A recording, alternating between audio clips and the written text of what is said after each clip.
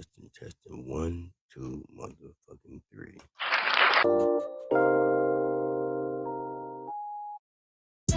Gary. I want you unhinged so I can laugh at your goofball ass. I want you to be unhinged. I want you to be unhinged. I want you to be so goddamn bad that you can't even concentrate on dropping off your goddamn load. You signed up to be a caregiver for a customer, goddamn. Gary think that he can play a 9-game on Johnny Blaze, ladies and gentlemen, but that would be an incorrect thing to do. By thinking that you can play with Johnny Blaze, and I'm not gonna blaze all throughout this motherfucking internet talking about you, Gary, because you is a weak pussy. And I stand on everything that I say about you. You is a pussy. Just because I don't too much care for you, that still don't mean that I don't have my own opinion about you, punk. You's a pussy. Keep your head up Kwame Brown's ass. You's a caregiver to his motherfucking nuts, nigga. Fuck you. You gonna always get talked about. So long as you hit that live button, nigga, you get talked about, nigga. See, you haven't seen no motherfucking intensive shit. No, you have not seen no intensive. I have not put it on. I'm still in first gear, nigga. I'm still in first gear, nigga. Unhinged. I want you unhinged so I can laugh at your goofball ass. I want you to be unhinged. I want you to be unhinged. I want you to be so goddamn bad that you can't even concentrate on dropping off your goddamn loads, you punk. You punk. He's sitting up in the clouds right now. This motherfucking fruitcake 35. Oh, he mad. Oh, he's steaming mad. Yes, ladies and gentlemen, Gary is mad as fuck right now at Johnny Blaze. But guess what, ladies and gentlemen? Do you think I give a fuck about him being mad at me? Hell no, because he ain't gonna do a motherfucking thing but sit up there in that motherfucking channel and cry. Johnny Blaze, fruitcake 39. Break the chain, you hoe. That's all he gonna do. Unhinged. Don't sit over there in that damn busted up ass channel that belongs to the bust. It belongs to your daddy, Kwame Brown, huh? It belongs to Kwame Brown. That ain't your goddamn channel, Gary. That is Kwame Brown's channel. You punk. Unhinged. I want you unhinged so I can laugh at your goofball ass. I want you to be unhinged. I want you to be unhinged. I want you to be so goddamn bad that you can't even concentrate on dropping off your goddamn loads, you punk. You punk. Unhinged. You punk. Unhinged. You punk. Unhinged. You punk. You punk. You punk. That revive queen is calling you out, Gary. You punk. Oh, Gary, look up in the clouds, motherfucker. Revive queen just donated, goddammit. You sit up there and lied on that lady and look at you now. Because of your lies, look, she donated. I know you signed up to be a caregiver for herself, but goddamn, you didn't think it was gonna, you thought it was gonna be easy, didn't you? You thought being a caregiver to Kwame Brown stuff was gonna be an easy job. No, Gary. No, Gary. No.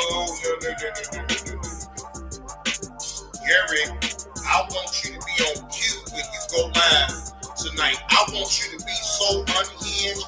I want you to scream and shout and call me all type of fruitcake 35. I want you to say keep the change name at least 1,000 at one time. So we can sit up, he laughed. He want a good laugh over you, Gary, because that's what we get over here at the Johnny Blaze 2 show when it comes to you. We get a hell of a fine laugh, because you is a goofball, nigga.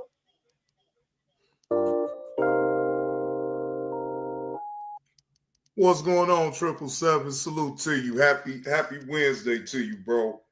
EV up in the building. AC Walker, the first one in to hit the like button. Appreciate you, AC Walker, with your mind. Appreciate your mind. Now, let me put this on record real quick. I'm not going to make this a long, drawn-out thing. Now, I am a moderator over there on Slim's channel, right? And Garrett got hidden from the chat, and he blamed Big Hen. Sir, Big Hen didn't do it. Now, Roll Rich hid you from the whole chat. It wasn't Big Hen. And again, I'm a moderator, and I can see who gets blocked, who gets timed out, all of that. And I have no reason to lie.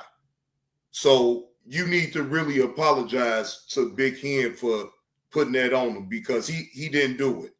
Hey, Deja Vu, happy Wednesday to you. So I just wanted to put that on record real quick. It was not Big Hen that hid you from the chat. It was actually Roll Rich, and he did it for his own reason. I don't know what reason he did it. So it is what it is. Hey, Letitia, Third Eye Point of View. The Drop Queen is up in this piece. The Drop Queen is up in this piece. Wait a minute. Hold on. Now, it wouldn't be me. It wouldn't be me now, Letitia, because now I got to play.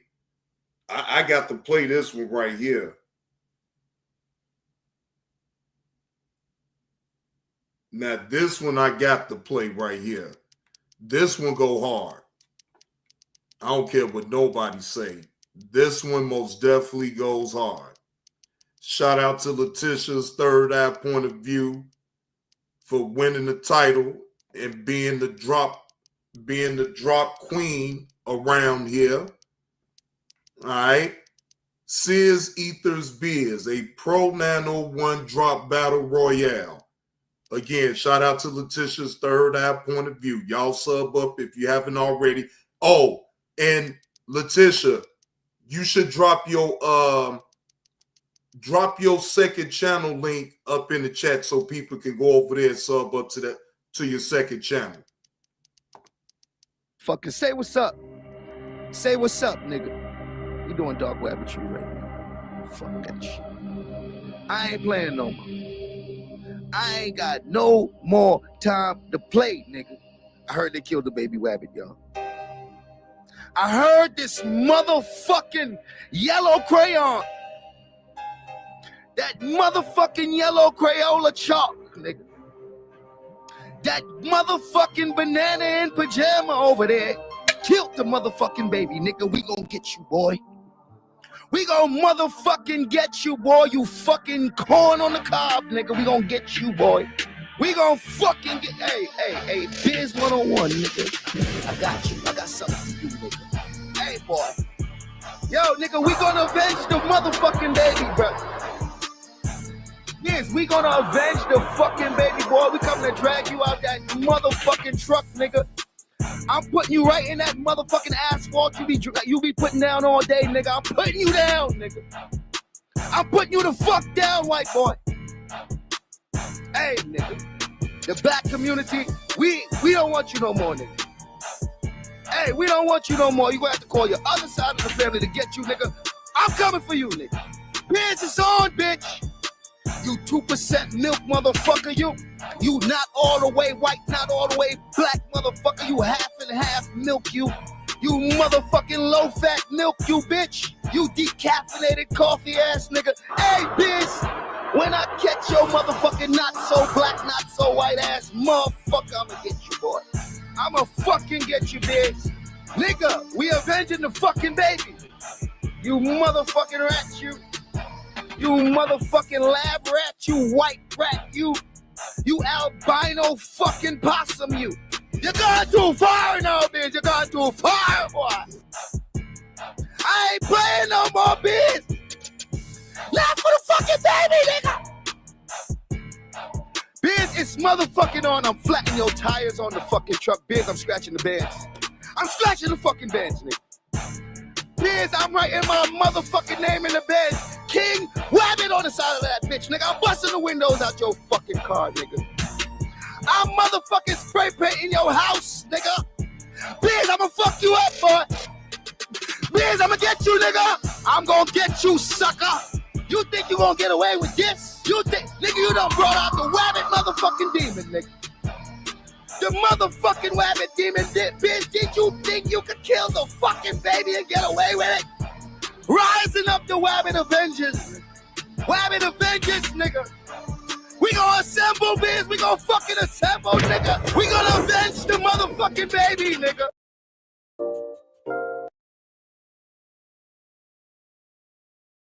Man, I'm sorry. That goes extremely hard. That goes hard. The whole thing from start to finish to me, and like Letitia said a while back ago, she had to work on it. That's just like anything that you do. Until you get it to perfection. You feel what I'm saying? So shout out to Letitia for always staying on top of it. Virgos 22, I see you up in the building, man. Salute, salute. Now, I didn't know, y'all, I did not know that Jesse Lee had a one-on-one with Charleston White.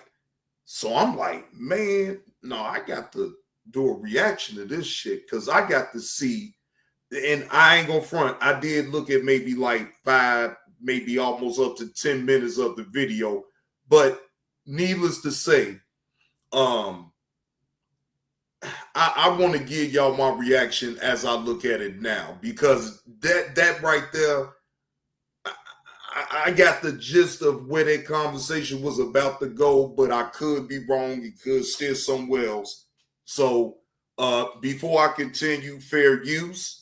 This is for entertainment purposes only. I am only giving my opinion and doing a reaction of a conversation between Jesse Lee Peterson and Charleston White. We're going to look at that one first, and then we're going to double back on the Lord Jamar conversation with Jesse Lee. We'll double back on that one.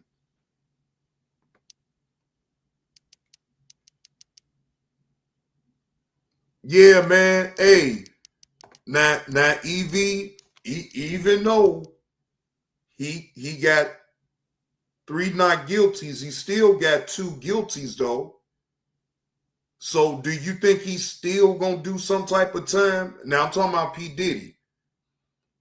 You know, they ran 5 counts on him. Y'all know the 5 counts. The big ones, he got found not guilty. But I think they was really grasping for straws to still find him guilty, even them 2 times that they did. You know, that's just my opinion. But do you think that he will still have to do some type of time behind bars, even with the guilty ones? Because Carlos has said, matter of fact, hold on. Mo said maybe a year or 2. Yeah, that's what I'm saying. I mean, it's hard to grasp if he really gonna like do some real time. And it might, you know what though, Mo? They might do time served. You feel what I'm saying? They may do time served because he's still been up in there. They got the count. You feel what I'm saying? So it could be time served. Maybe. That's a big maybe. You know what I'm saying? Because they got to include, because if they do him like that, if he might have to do a year or 2, shit, the time that he already been up in there, shit, they might just go ahead and tell him, hey, time served. let him go out on home confinement maybe for a year, something like that. That's what I actually see. He'll just be restricted to be going all over the place or whatever. Yeah. He all right, Mo. He already been up in there for almost a year. So if he do, they probably let him go home on home confinement. He can't go nowhere. He got to come and take drops or whatever, you know what I'm saying, go through a program or some shit like that. They made that to me is a slap on the wrist. Because in reality, though, I really don't see him doing no time. At least not no 5, no 10 years or no shit like that.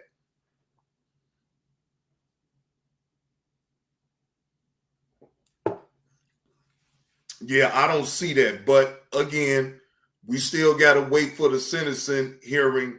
I don't know. I think what that should be next week, because I know ain't nothing going on for the 4th. I already know. Probably the following week, probably in 2 weeks, they probably come back with it. I'm not sure about that part, but I don't know, Carlos. If you there, if you coming in the chat or you just hitting the clouds, bro, I don't know. I think he may go home. He may go home on home confinement. Now I'm just speculating. Ain't nothing etched in stone. You feel what I'm saying? But at the end of the day, hey, them big charges that they was trying to knock a patch out of him with, not guilty. And it's a small victory though. Actually, ain't no small victory. Excuse me. It's a major victory. Now, depending on how they do him in sentencing him or whatever the case may be, that's where it get, kind of sketchy, because see, both counts that he's found guilty of runs a term of 10 years for the charge, right? So that's 20 years. You know what I'm saying? That's 20 years. If you want to look at it straight up that way, the way it breaks down, So I'm not sure. Again, do I actually see him doing 20 years? No. Do I see him doing maybe some type of time? Yeah, but not no major time like that. You think so, EV? You think Big U coming home? I don't know about with him though, man. He different. He different though, EV. I don't know. I think Big U ain't coming home for a long time. Shit. I don't think he coming home for a long time. I think he up in there, Jack. They got him. But anyway, let's get into the video. Now, here we go right here. Now, matter of fact, before we get into that,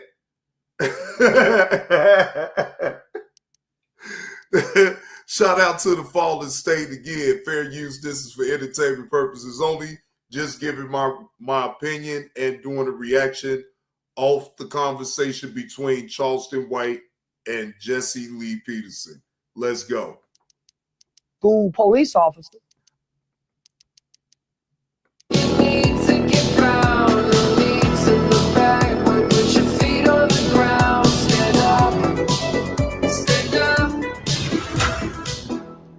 Welcome to the Fallen State. I am Jesse Lee Peterson. The Fallen State is on Patreon. Click the Patreon link to support our work. And thank you, folks. I have with me today Charleston White. He is the founder and CEO of HYPE, which stands for Helping Young People Excel. Charleston, thanks so much for coming on, man. I appreciate it. Yes, sir. It's a pleasure to be here. Thank you, man. Charleston, what's important to you? The future, which ultimately to me is our children. I believe our children are 100% of our future. So that's what matters the most to me. And why do you believe that the children are the future?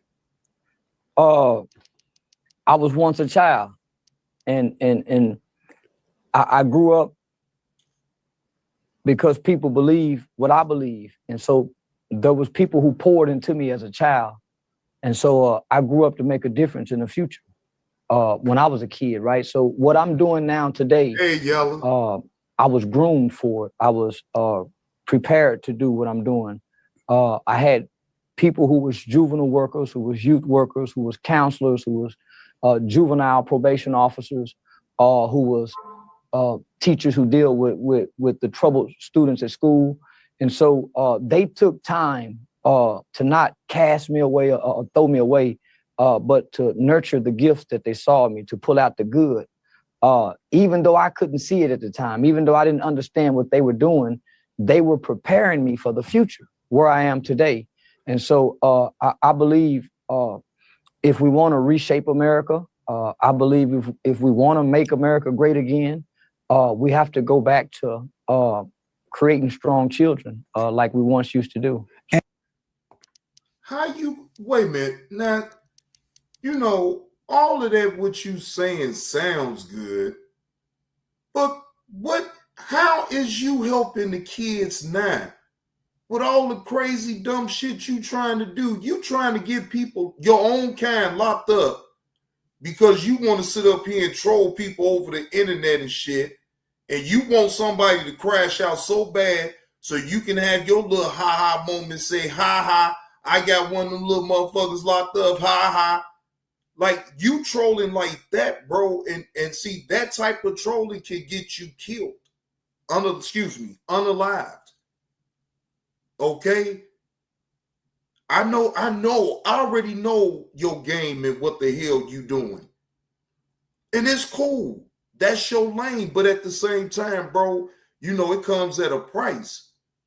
It comes at a price. And, hey, you willing to pay the price. So it is what it is. But for you to sit up here and be talking about the kids and all this and that, but your behavior on the internet shows different, don't you know the kids see you being a fucking asshole, a fucking clown? Man. And how are you helping them? What do you do to help young people excel? What do you do? Right. I create youth development programs, youth engagement programs. I have anti-gang cognitive intervention programs that I've taught at alternative schools that I teach. So, wait, Charleston, you got all this though, right? But you be all on the internet rolling up your weed, smoking and shit, trolling like a motherfucker, right? Literally, what type of example are you really trying to show? Because look, you can't play both sides of the fence, my nigga. Either you a clown ass motherfucker that got the little gift the gab a little bit, or is you really helping the kids? Because I believe by your behavior, what you showing, even on the internet, because see, the kids can actually see you doing all this clown shit that you do. Man, playing the kid, right? That's an excuse to me, Carlos. And that, in my opinion, that to me is an excuse for him just to act a plum ass fool. But hey, I guess you got to take him for his word then, right? You say he playing the character. Inside the juvenile facilities. I also, at one point in time, would train the state's juvenile correctional officers who was employed with the Texas Juvenile Justice Department. And then I work with the public defender's office and partner with criminal defense mitigation specialists on sometime helping. So ain't he basically, look, in a nutshell though, Carlos, if I ain't mistaken, right?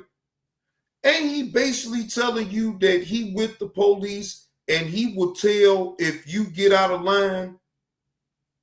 In a nutshell, am I missing something?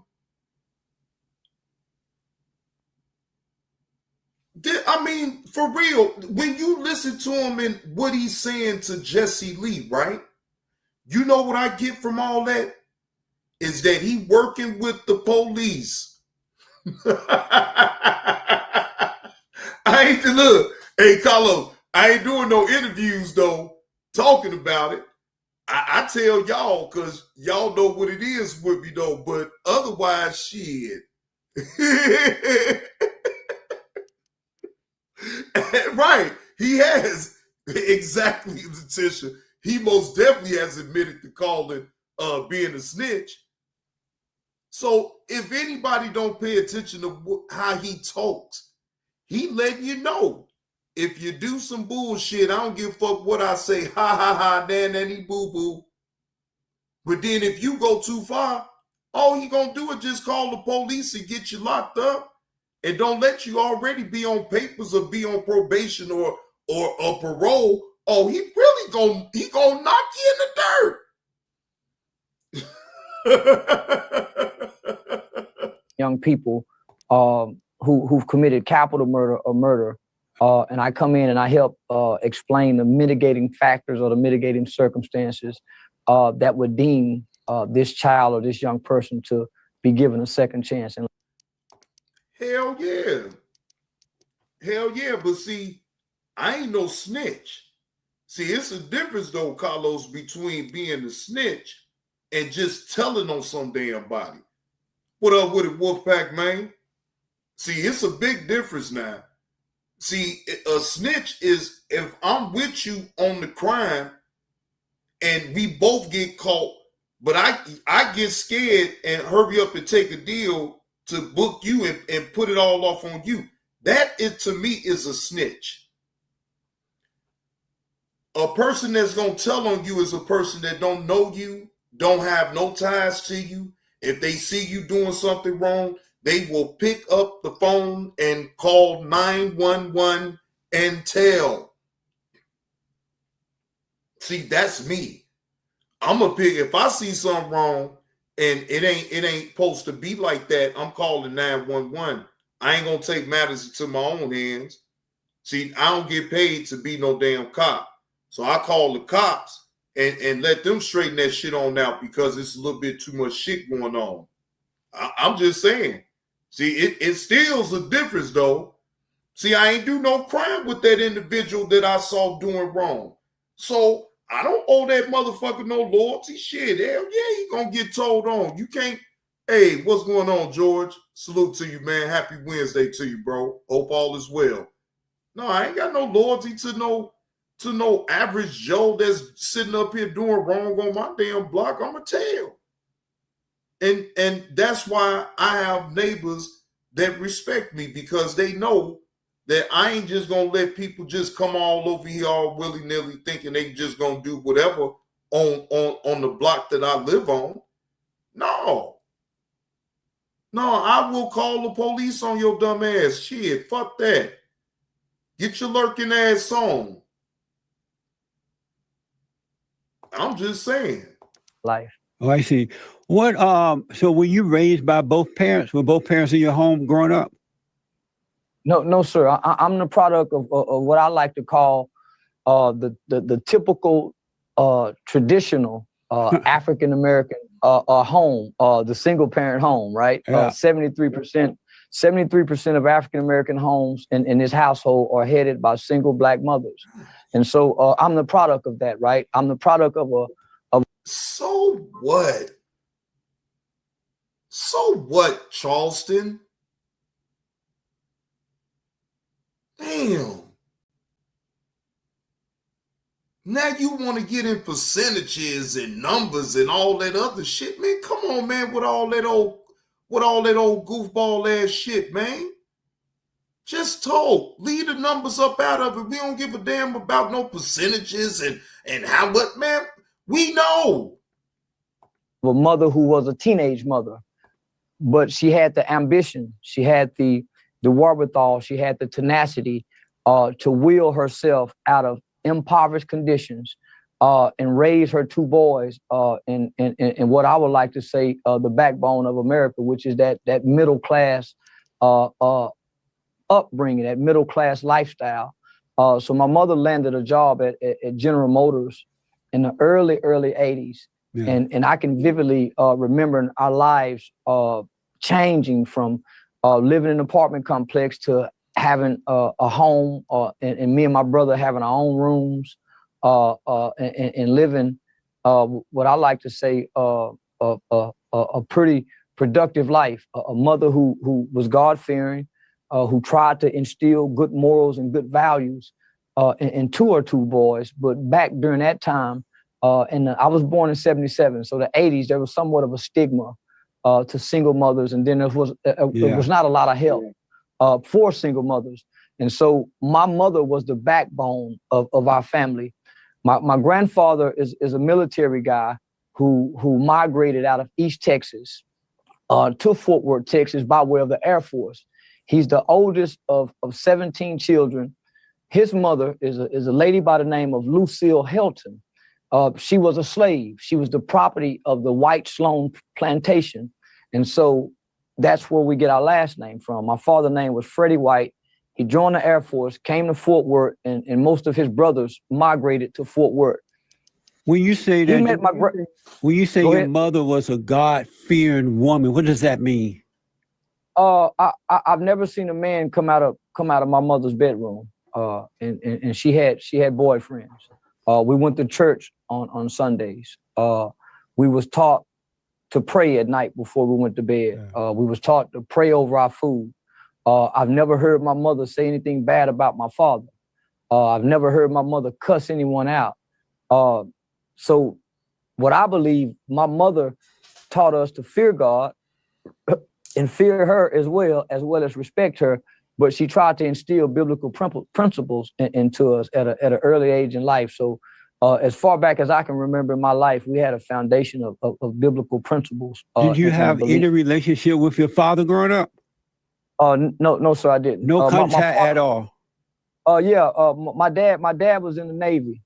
My dad retired from the Navy and battled with mental illness. And so I probably can count on two hands how many times I've seen my father in my lifetime.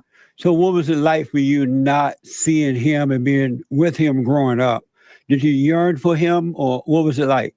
All children, especially boys and girls, yearn for their father. There's a strong desire. Yeah.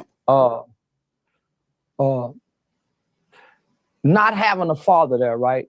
And your mother not having the words or the understanding, or maybe the time to explain to you what it's like to not have a father, right? So most single mothers are working.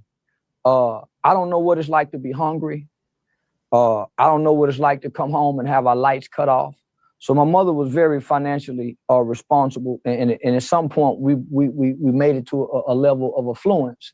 But not having your father there, as a kid, not being able to articulate it, you internalize, right? So when the parents get divorced, kids typically blame themselves. So as a kid, you have questions. Where's my dad? Why is my dad not here? You may have a neighbor. I had a Hispanic guy by the name of Brian Alaniz. Brian Alaniz had a father. So I spent the night at Brian's house. Spending the night at Brian's house gave me a dad at times, right? Yeah. So you get to see what a family structure looked like. Then when you go home, you have questions. You have internal thoughts. So as a kid growing up, mom working. So when I'm getting out of school, mom's going to work. You feel unloved, right? You feel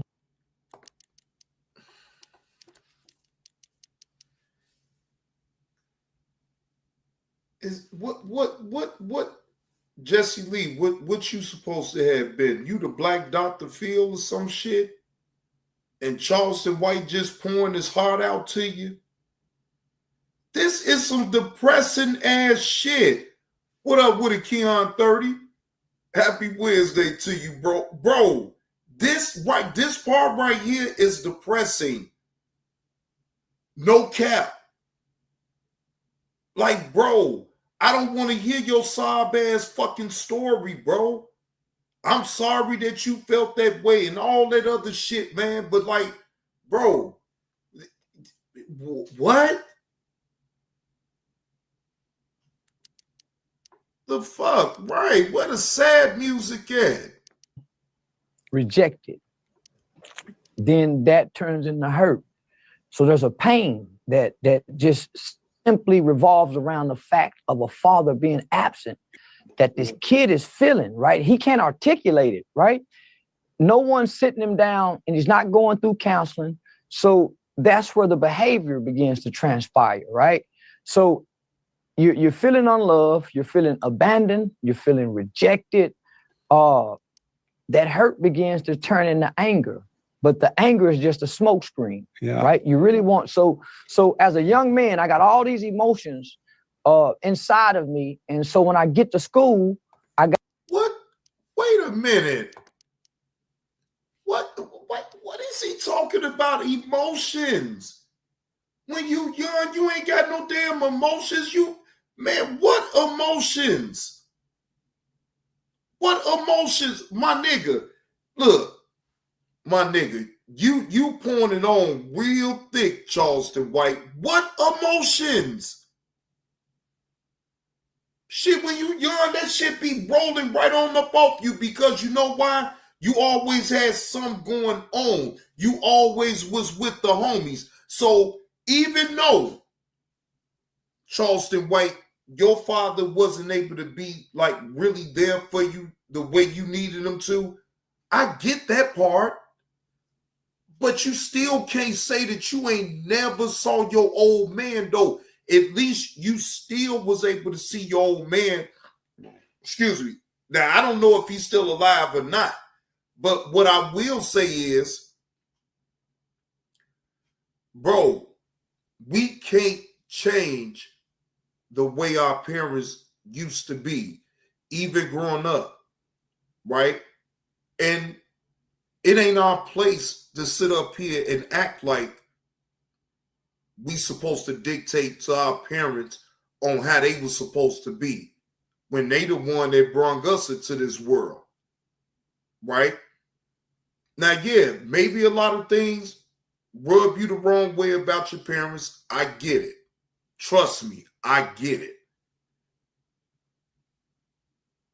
But they still my parents, though, and I still got to go through the motions, because it's deeper than just my little dislike for what the fuck they do, right? It's beyond that. And sometimes we'll block our own self from being able to understand that, because we be so enraged, angry. And that's okay. You have every right to be angry if that's what it needs to be. You feel what I'm saying? But at the same time, you got to learn how to dial that shit down, though, and just really understand the assignment.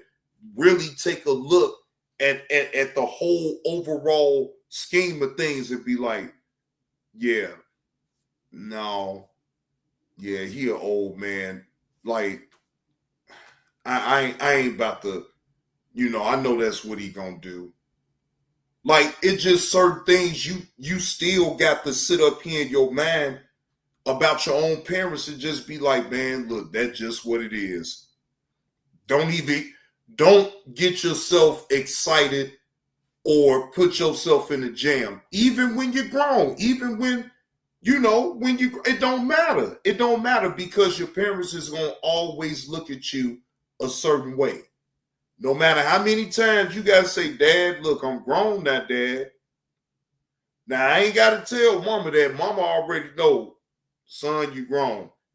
But Dad, because he a real old man, matter of fact, his birthday coming up July the 28th. He'll be 84 years old, if the Lord say the same. Yep, we in the month of July. Yep. His birthday, July the 28th. And like I said, if the Lord say the same, he'll be 84 years old. 84.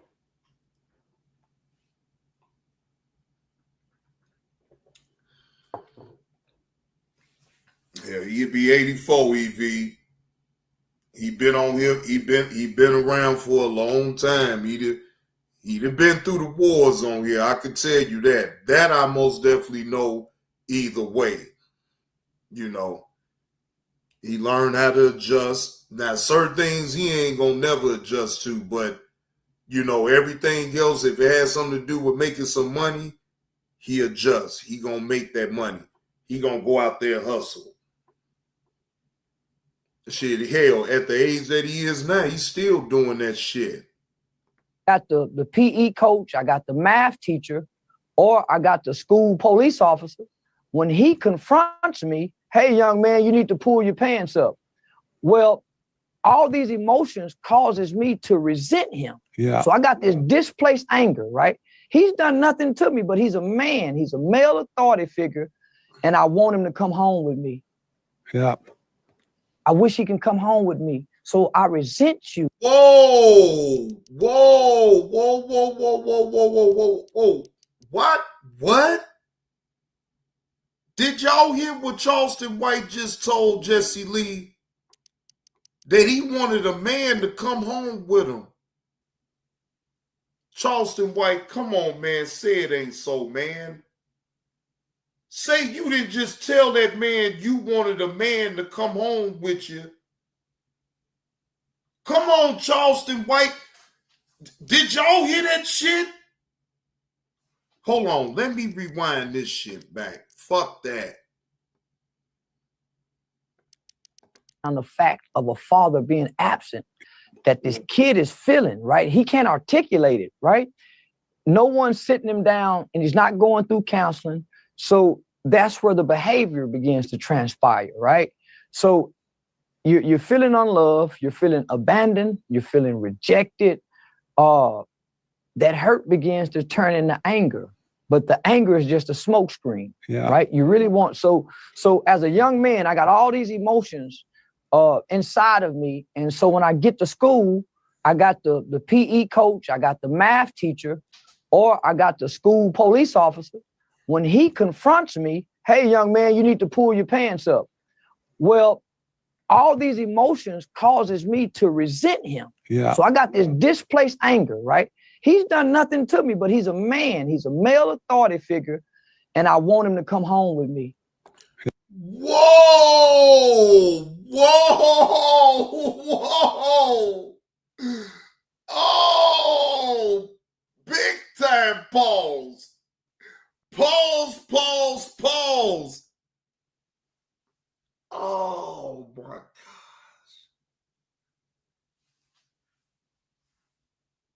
That is a big time pause right there, AC Walker. No, damn that.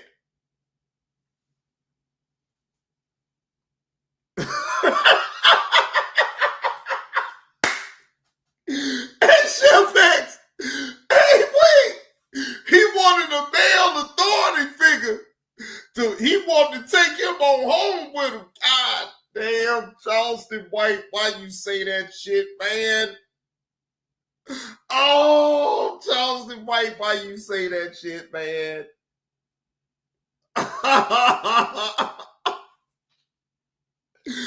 Oh, no. No. Please, look, wait. If I got to rewind it again, I'll rewind it again. But, man, please, y'all help me on that with this because I don't want to assume nothing. You may have a neighbor. I had a Hispanic guy by the name of Brian Alaniz. Brian Alaniz had a father. So I spent the night at Brian's house. Spending the night at Brian's house gave me a dad at times, right? Yeah. So you get to see what a family structure looked like. Then when you go home, you have questions. You have internal thoughts. So as a kid growing up, mom working. So when I'm getting out of school, mom's going to work. You feel unloved, right? You feel rejected. Then that turns into hurt. So there's a pain that just simply revolves around the fact of a father being absent, that this kid is feeling, right? He can't articulate it, right? No one's sitting him down and he's not going through counseling. So that's where the behavior begins to transpire, right? So you're feeling unloved, you're feeling abandoned, you're feeling rejected.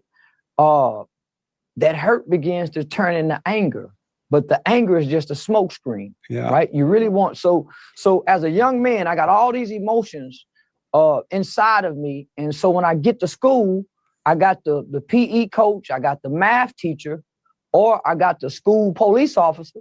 When he confronts me, hey, young man, you need to pull your pants up. Well, all these emotions causes me to resent him. Yeah. So I got this displaced anger, right? He's done nothing to me, but he's a man. He's a male authority figure, and I want him to come home with me. Yeah. Oh my God. Oh my God. Look, y'all got to tell me what the fuck. Stop. I can't. He said that too smoothly. Yeah, AC Walker. I saw it.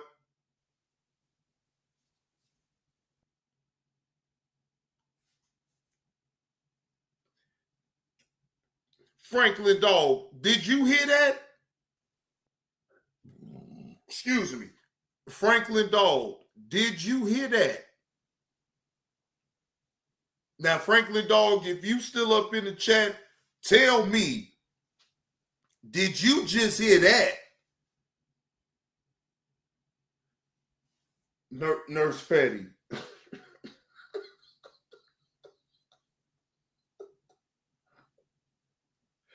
Nurse Petty, it's certain things and how you say things now.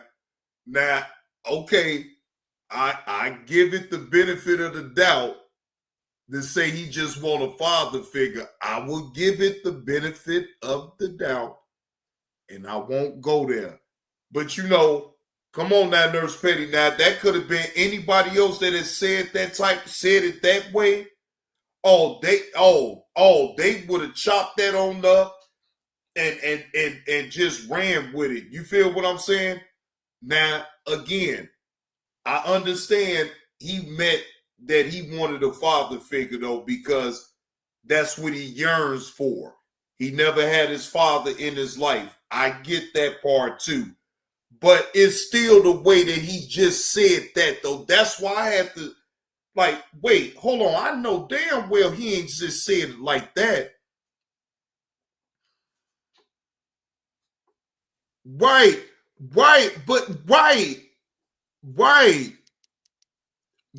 Nurse Petty, right.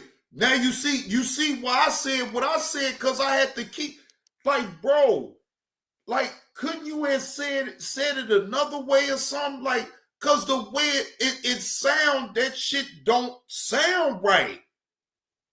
If I'm being real, Nurse Petty, okay, I could get the part that he just yearning for a father figure up in his life. I get that.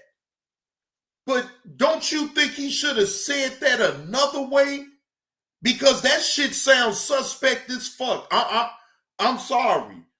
And I ain't even trying to be insensitive or none of that, because in a way I can kind of relate. Hey, Tanya, I caught your live too at last minute. That's a good live that you did covering the Diddy trial. Shout out to Hammer Time Funk. And if y'all not subbed up to the Hammer Time Funk, y'all sub up to Hammer Time Funk. Look, she's covering anything and everything that's going on YouTube. Okay? Y'all make sure to go over there and sub up to it. Yeah, but Nurse Petty, his mother, the way he explained and breaks down about his mother, that she was a disciplinarian. But all he did, for a sound of it though, he played on his mama. Like all boys do. All boys play on their mama until she really get fed up and then fuck you up. but shit, cause I done played on my mama. Shit, I mean, what?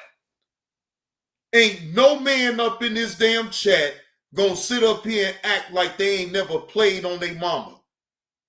Please, mama fall right forward. Yes, baby. Okay, you do whatever your spiel is. Goddammit, she still fall for your little bullshit. No, and you're right, Nurse Petty. Every young man does want their father in their life. You is right, Nurse Petty. I tripped about mine's not being in my life all the time, that he was only part-time, when he had time enough to be able to see me or whatever. I didn't like that type of shit. I'm like, I'm your son. I'm supposed to have, in my mind, Nurse Petty, I ain't gonna lie to you. I thought I was supposed to have access to my father all the time. But I count a rude awakening with that. What up with it, Jay? Jay Daniels up in the building. What's going on? So yeah, Nurse Petty, yeah. I caught a rude awakening with that. What up with it, not worth it? Yeah, I caught a rude awakening with that now, Nurse Petty. But it is what it is. I ain't gonna cry no spilled milk. It is what it is. At least I was still able to be around my father, and he still teach me a lot of things on how to be a man. Right, Nurse Petty, right. That's all I'm saying. We all, look, I don't give a fuck who you is. You done played on your mama. You done played on your daddy. You feel what I'm saying? It's just as simple as that. If a motherfucker sit up here and act like they ain't never play on their mom and daddy, you a motherfucking lie. You gotta get the fuck up out of here, because I know you done played on your mama or your daddy. I wish he can come home with me. So I resent you telling me what to do, trying to correct me, and you can't come home with me.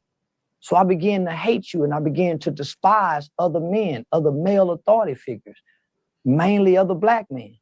So when you were asked your mother, where is my father, what would she say?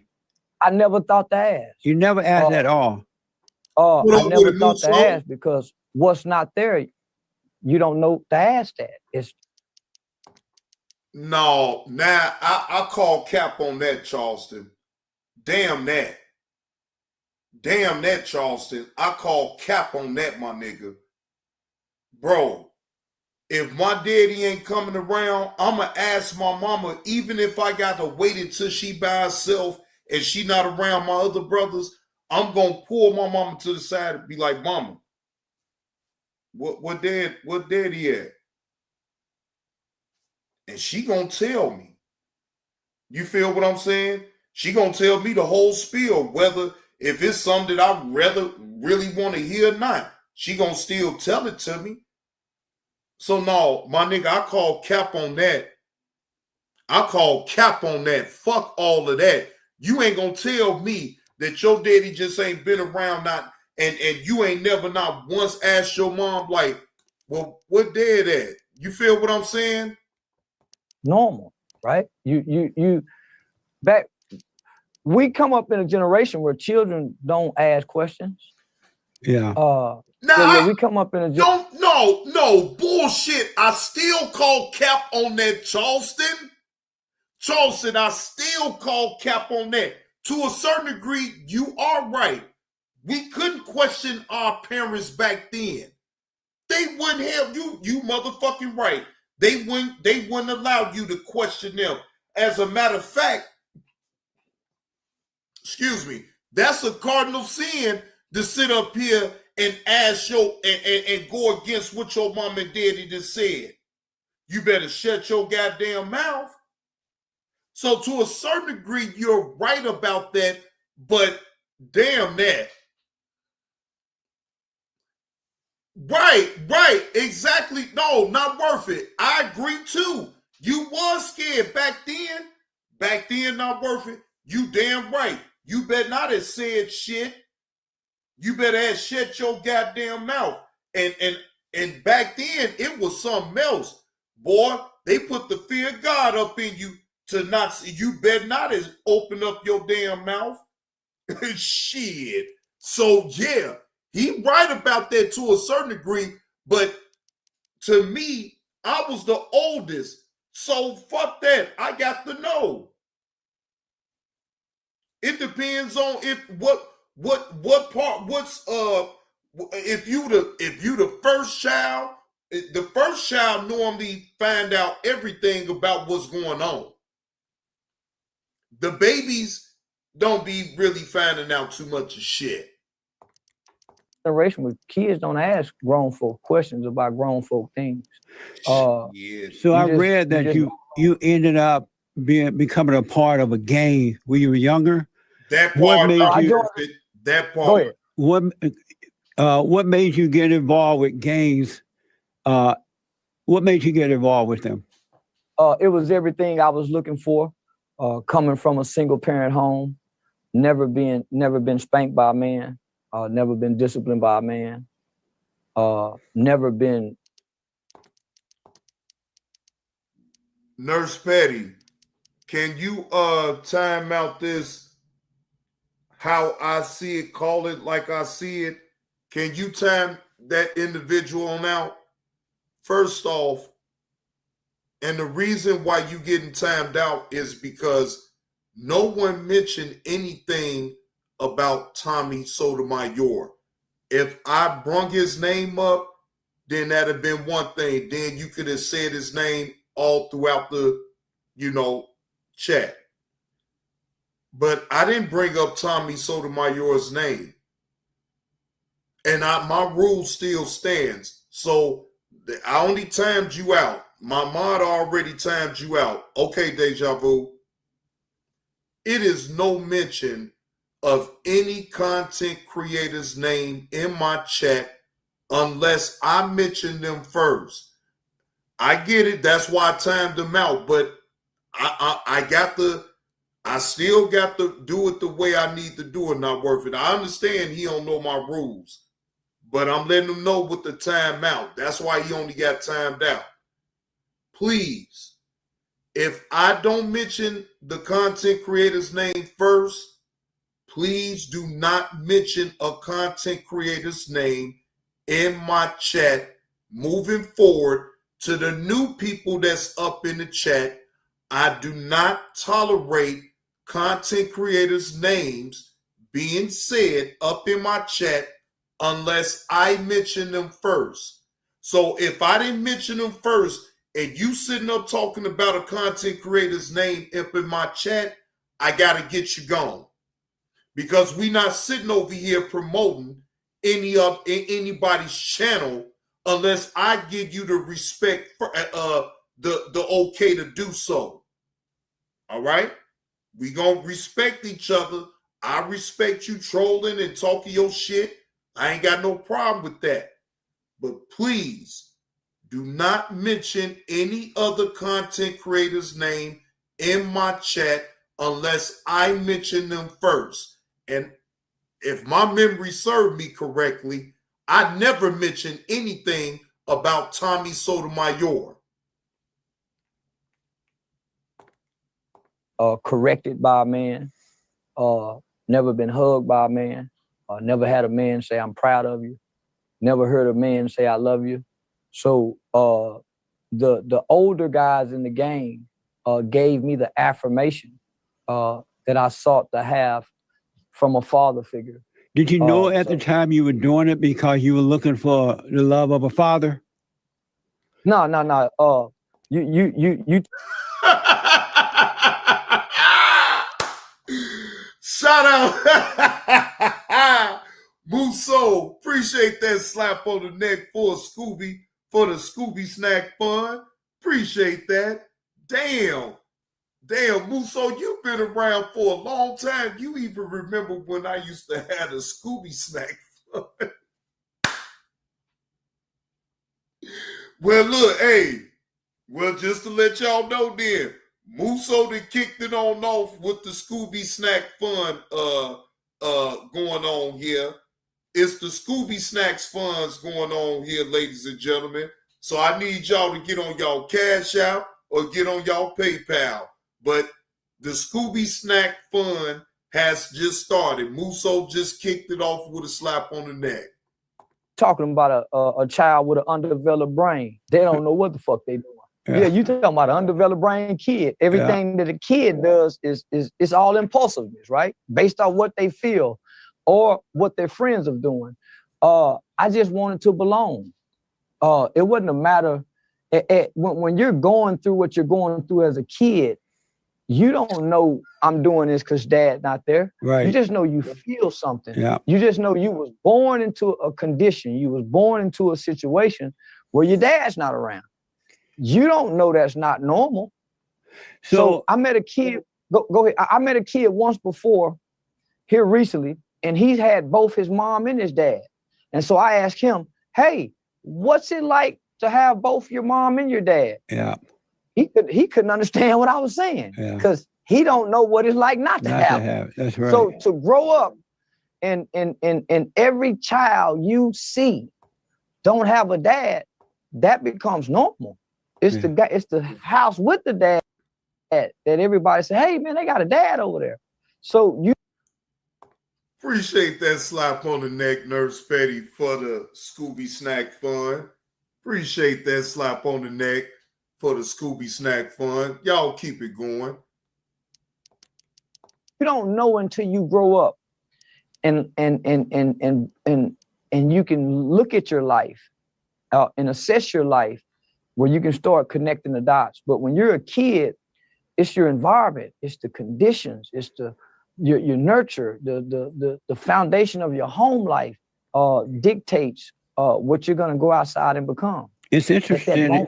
It's interesting in that your mother brought you out of poverty, or and bought a home. She got a job, and you and your brother ended up with your own rooms and everything. And yet that wasn't enough for you, because I read that you decided to run away from home and go on a crime spree, which led you to murder at 14 and go to prison and all that. So it's interesting how I've never been to prison. Well, old school fool, you didn't have to announce that you was leaving. You could just leave. Goodbye. Have a good rest of your evening.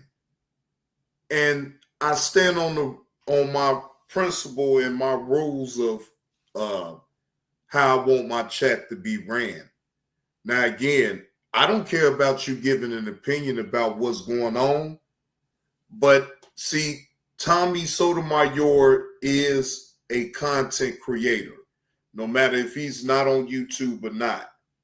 And in my opinion, I felt like you was trying to promote Tommy's Rumble channel, because I do understand that he's on Rumble, okay? Now, again, old school fool, I've been doing this for a minute, man. I don't like people playing in my face, my nigga. So to solve all that, that's why I tell people, unless I mention the content creator that I want to talk about, if I mention them, then they fair game. Then you can talk about them as much as you want in the chat. I've always been that way, and I'm not going to change that. Again, I never brought Tommy's name up. You brought his name up in my chat. I timed you out because I had to let you know that's not what I do over here. You can sit up here and have your opinion about what Tommy did all you want. I'm not even taking that away from you.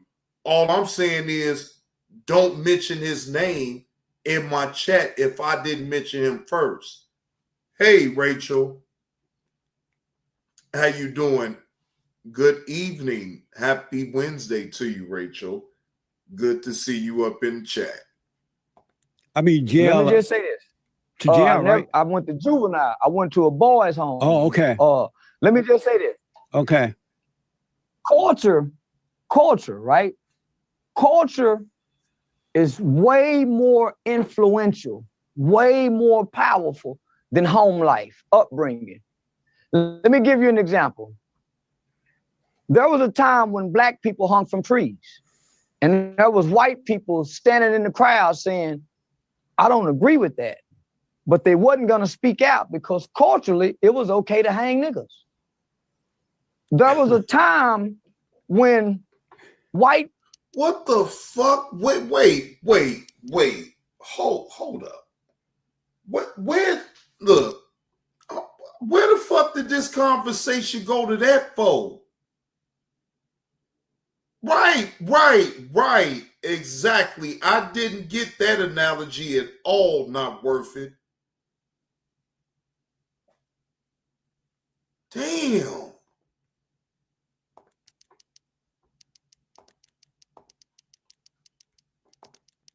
People said it was okay to enslave Black people, but there was a part of the people that says, no, that's not right. Yeah. But culture says we're going to do it. So you put your head down based off what you was raised. But overall, the culture influences it all, right? That's why culture is so strong and so impactful.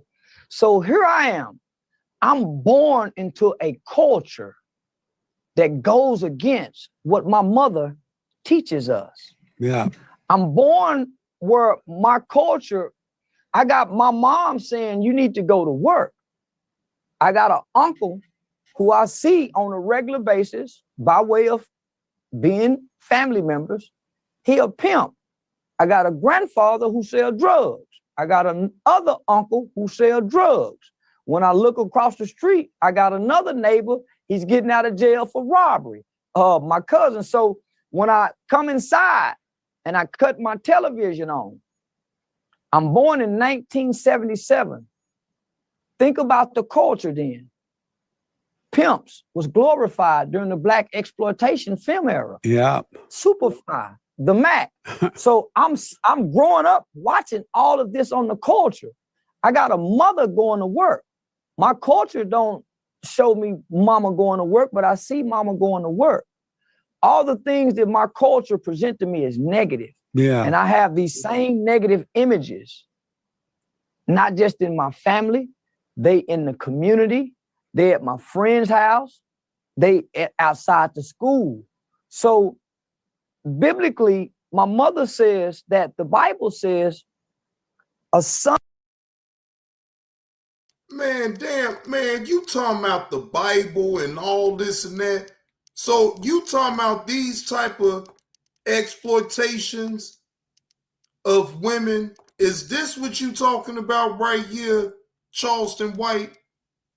Because we gonna come right back to you.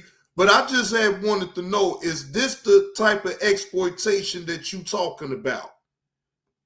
Excuse me, the bad images that you had up in your head, right? I'm just, this is what I want to know.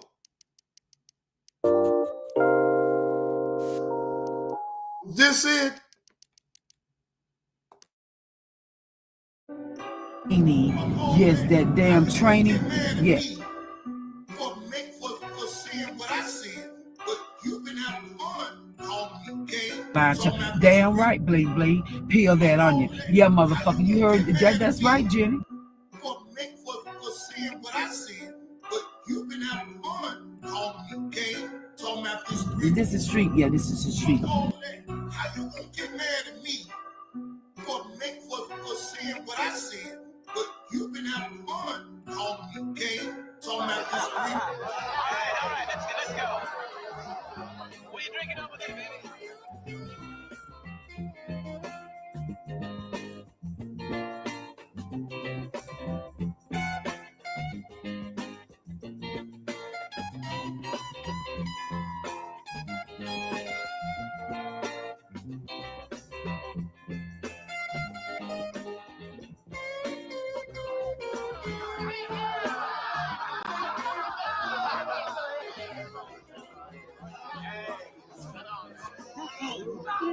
Get it, man. Get it.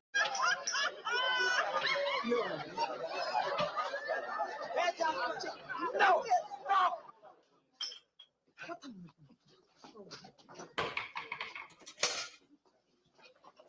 What are you doing, man? Hey, watch it, man. Let me go. You want to swing, baby? Hands across the sea. There you. Hey, what about me? That bullshit. I want to tear that motherfucker up too, but I gotta just ignore him because he's trying, and we will help him build his channel, help put money in his pocket, and we don't need to do that. That's all I'm saying. Now let me see what you're saying.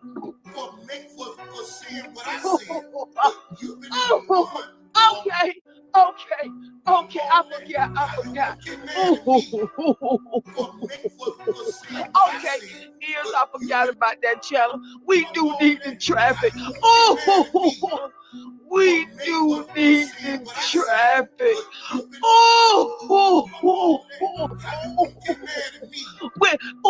Where we going? I just told him to ignore and listen to you. Ears, you got me in trouble again. Fuck all of that. How you gonna get mad at me for saying what I said? But you can have fun calling me gay, talking about this 3-point stance, dumb shit. Come on, man.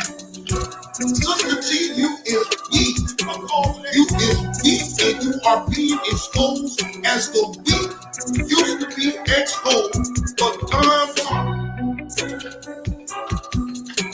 you mad because I punched it back and it really hurt. That should teach you a lesson, Sister T. Stop fucking playing with me on the internet that you don't know.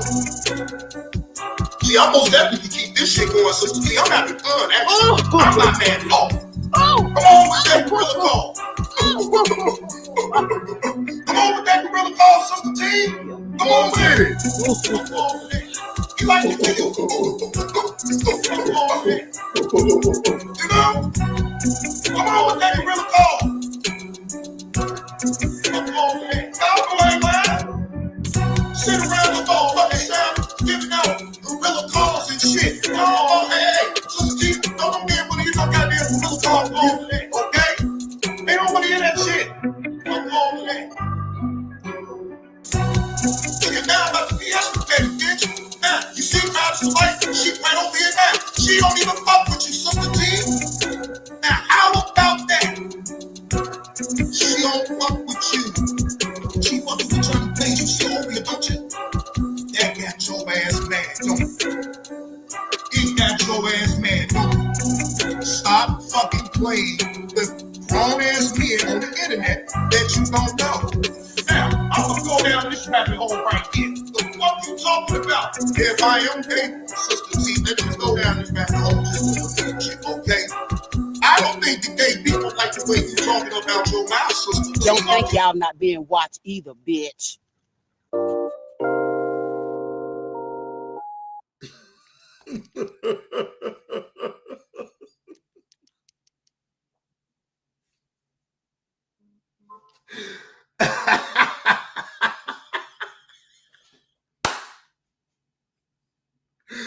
Ooh, Lord Jesus. Sister T didn't want to, she want to help me give me no money in my pockets on over here. She wanted old Johnny Blaze on over here, busted and disgusted on over here. No. She ain't want to help old Johnny Blaze put no money up in his pockets.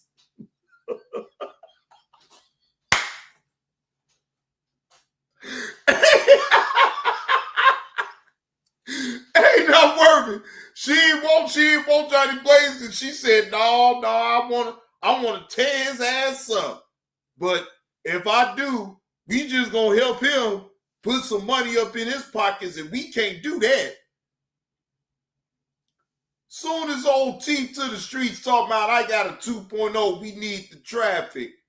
Yeah, you see, that shit never materialized. The fuck? I don't know why people be sitting up here acting like I'm a motherfucking soft target. Shit, no, it ain't never that. Because once you're my target, I'm gonna break every fucking thing down. Yeah.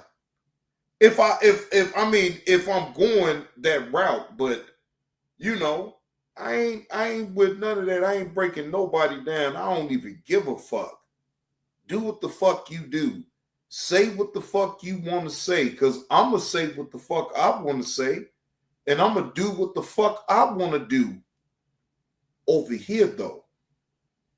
See, I ain't going to go to nobody else's house and act like I'm supposed to be doing whatever the fuck I want to do. No. I do what the fuck I want to do here in my own fucking house.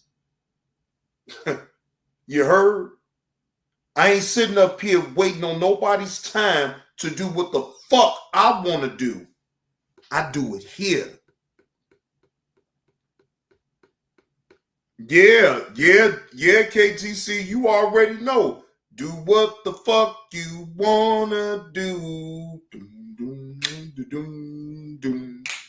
Say what the fuck you wanna say. And that's how it's supposed to be. Now, that's just the way I see it. You don't go to nobody else's house and thinking that you could just do what the fuck you want to do. No, it don't work that way. No, it don't work that way. You do what the fuck you want to do when you in your own. When you in your own domain, you could do what the fuck, literally do what the fuck you want to do. For real. You pay bills. You can do what the fuck you want to do. It's just that simple. I don't sit up here and have to ask nobody for shit.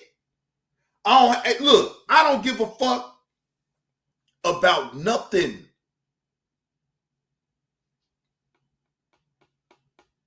I do what the fuck I want to do. I'm grown. I don't need nobody's permission to do nothing in life, ever. Them days of asking mama and daddy, for permission to do, them days is long gone. I do what I want to do. I don't sit up here and have to walk on eggshells for no motherfucker. I do what I want to do. Literally, I'm not bullshitting. I really do. I've been doing what the fuck I want to do for a long ass time, and I wanted to continue to keep doing what the fuck I want to do for a long periods of time. Shit. Now, not to get sidetracked, but let's get back to the video. Things that my culture present to me as negative. Yeah. And I have these same negative images, not just in my family, they in the community, they at my friend's house, they outside the school. So biblically, my mother says that the Bible says a son can do nothing without his father, that he can only do what he see his father does. So if there's no father around, who do you mimic? Mama? So I know a lot of young boys who didn't have no uncles, didn't have no brothers, didn't have no male cousins. So they was the little boy sitting down peeing outside when we were standing up peeing. So I seen a whole lot of little boys who was mimicking mama. So they sat down and pee until they went to school. Yeah. So I had uncles and mimic, right? So Confucius said, he who controls images controls minds. My little mind was. Did you hear this shit? Man, come on, Charleston, man, come. Nurse Patty, did you hear this shit? Man, look, man. Fuck all that shit what you talking about. Yeah, not worth it. I ain't saying that it couldn't happen, but I ain't never saw no boy my age at that time sitting down peeing. Bro, I didn't see that shit. So I don't know where the fuck he grew up at to see some shit like that, but I ain't never saw no shit like that, so I can't relate to no shit like that. I don't even know what the fuck he talking about. Being controlled based on me being young with a young, impressionable mind. So it's not that I went against my mother. I have a culture. You got NWA, fuck the police. So all of this is being pushed upon us as children culturally. Yeah. Look, not worth it. I'm not saying that it couldn't have happened. I'm not saying that. All I'm saying is I've never saw that shit. I'd have played sports and all that shit. Bro, I've never saw that shit. I never saw a dude my age at that time when we young sit on the toilet to pee. I'm sorry. I've never saw that. But I'm not saying right, but I'm not, don't get it confused. I'm not saying that it hasn't happened. I'm just saying, I've never saw that. Hell no. Fuck that shit. The fuck you doing? Sit down, peeing as a man. No, you can just stand on up and just whip your thing on out and let it ride. Shit, you ain't gotta be sitting down and shit.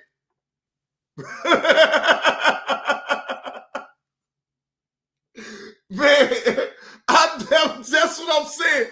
Keep the change. That's what I'm saying. I've never even saw that. And I'm glad. Because that shit would have threw me the fuck off. Like, why the fuck, if all you did is just pee, why the fuck did you sit down? The fuck going on? Letitia, as you should. Because I mean, damn, wait a minute now. What the fuck? Wait a minute. When did we learn how to sit down as a man and pee? You better get over that goddamn toilet bowl, goddamn it, and let it ride. Shit, the fuck going on? All that sitting down? The fuck what? Oh, Lord Jesus. Father, please help these people, these men that's like to sit down and pee. Boys in the hood, menace to society. They take away the Cosby Show. They take away a different world. So culturally, man, all the negative images is being propagated to me. So I literally grew up believing that men, for one, don't work, because I've never seen a man get up and go to work. I grew up believing that men went to prison and went to jail. So I aspired to be a man. Bro, that you lying. Charleston White, you lying, bro. You lying. You just lied. You just lied right then and there. But KTC, he just lied. He said that he thought that men weren't supposed to work. So it wasn't no men at the school. It wasn't no men at the school when you was going to school that then, huh? You never saw a man working anywhere, at a gas station, at a department store, none of that, huh? Come on, man. Oh, Lord Jesus. This motherfucker is sitting up here lying. For no reason. You told that lie for no reason. Because I know damn well you just saw a man working somewhere, just lying. That was a lie that didn't even have to be told, KTC, on some real shit. How do you become a man? You gotta go to jail, nigga. So I want to be a man. I heard you saying, mama, you're a woman, but I want to be a man. Yeah. So I set out to be a man. I wanted to ask, so is it true that at age 14 you killed someone? I ain't killed nobody, but yeah, we killed somebody. In the state of Texas, if one person pulled the trigger off. Now wait a minute. Wait, hold on. You said no, and then said yeah. I mean, which one is it? See, here come the double talking bullshit. First he said no, and then gonna double back and say yeah, we both killed. What you mean we? He asked, did you? He didn't speak French to you. But not worth it. Did you hear how he just did that? He talking about some no, and then yeah, we killed. Where the fuck do we have to even come in at? What is we? What is we got to do with anything when he's talking to you? Boy, this motherfucker sitting here. He's telling some shit. Before y'all did it. Yeah. Morally and ethically, if you participate in something and it's wrong, So you've done wrong. So what was it like do at the take time knowing that all four of you, whomever, had shot and killed someone? What was that when you at the time when you thought about it after it was done? What was it like for you to reflect on that as a 14-year-old? It was funny. It was funny? It was funny. If I got a toothache and I got a real bad toothache, I don't care about your headache. So I'm in pain as a kid. I can't tell you why I'm in pain, but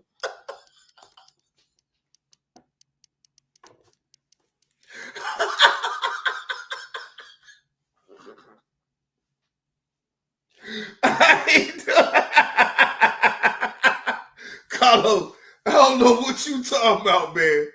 No, I ain't copping to no shit like that, man. Hell fuck no.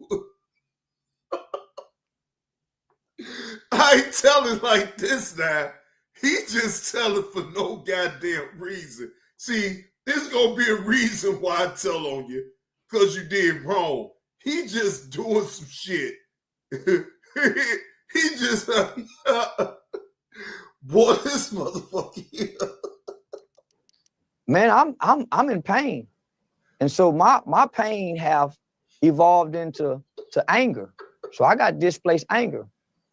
We didn't have no remorse for what we did when we done it. We don't understand what we did. Yeah. A 14-year-old don't understand. They know they done something wrong. They know they killed somebody, but to understand the ramifications and the reasoning, there's no way a kid can do that. So when you were hurt someone, did it ease your pain? No. Hurt people, but hurting people don't take away your hurt. You just hurt other people. No, it don't.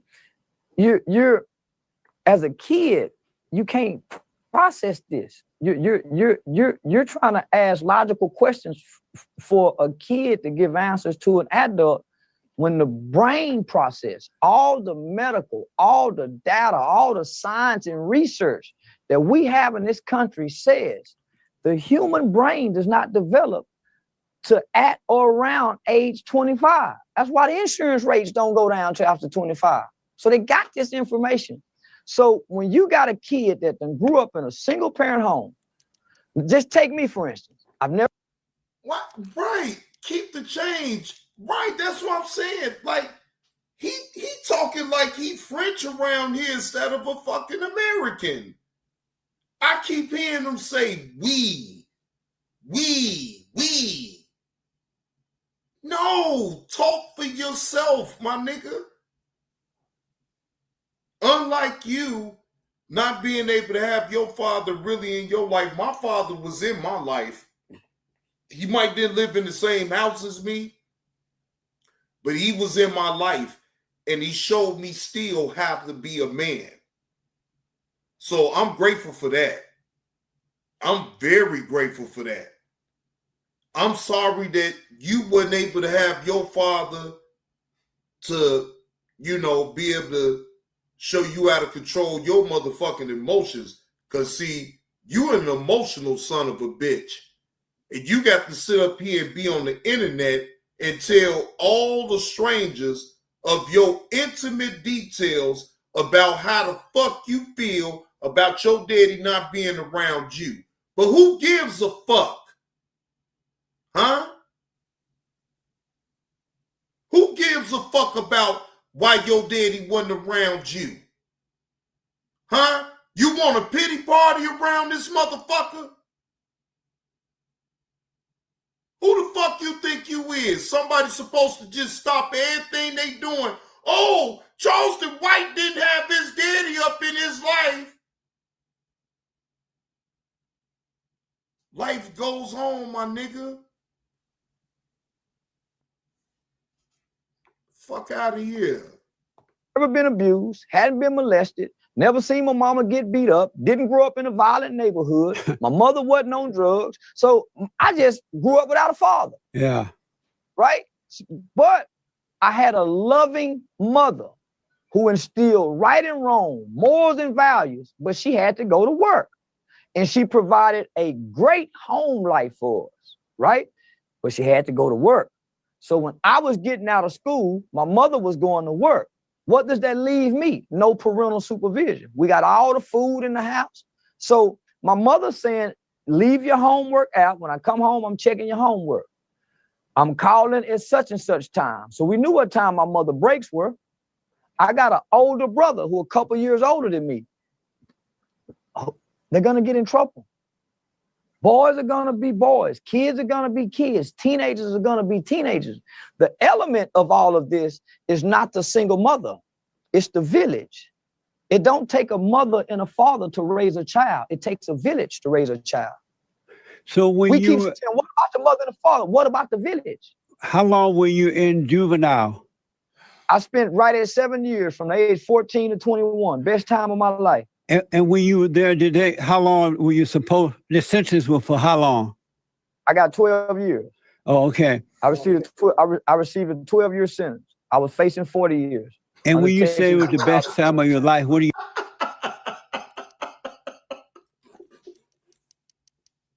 Carlos, what the fuck, man?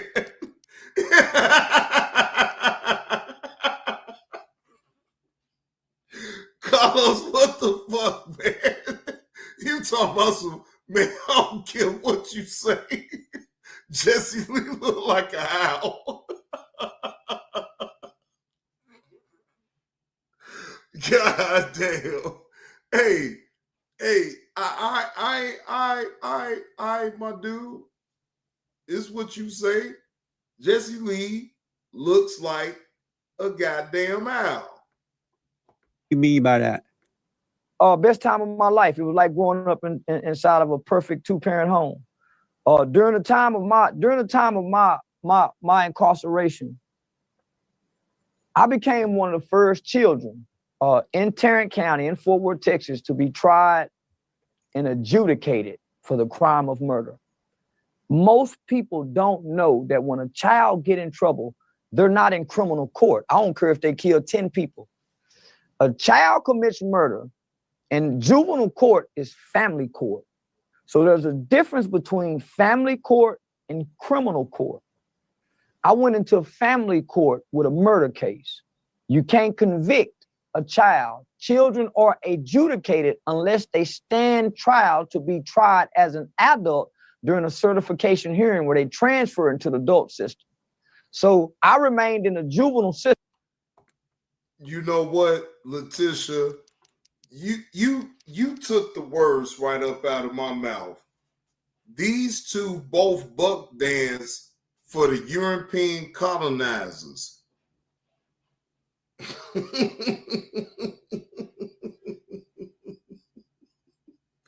Look, Jesse Lee, we already know he buck dancing for sure.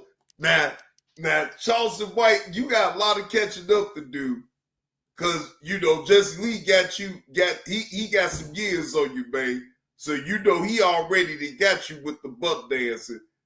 That's why you had to come on his show so you could get a little clout. Cause Jesse Lee got the clout. You know what I'm saying? He is most definitely a buck dancer for the white folks. He knows his place and he ain't afraid to tell you. No. Jesse Lee ain't afraid to tell you. He with the white folks. Fuck you black motherfuckers that sit up here and complain and you want to sit up here and keep blaming some slavery shit on what the fuck didn't happen. And you motherfuckers didn't even go through no goddamn slavery. You lazy sons of bitches always want to sit up here and blame motherfuckers and shit.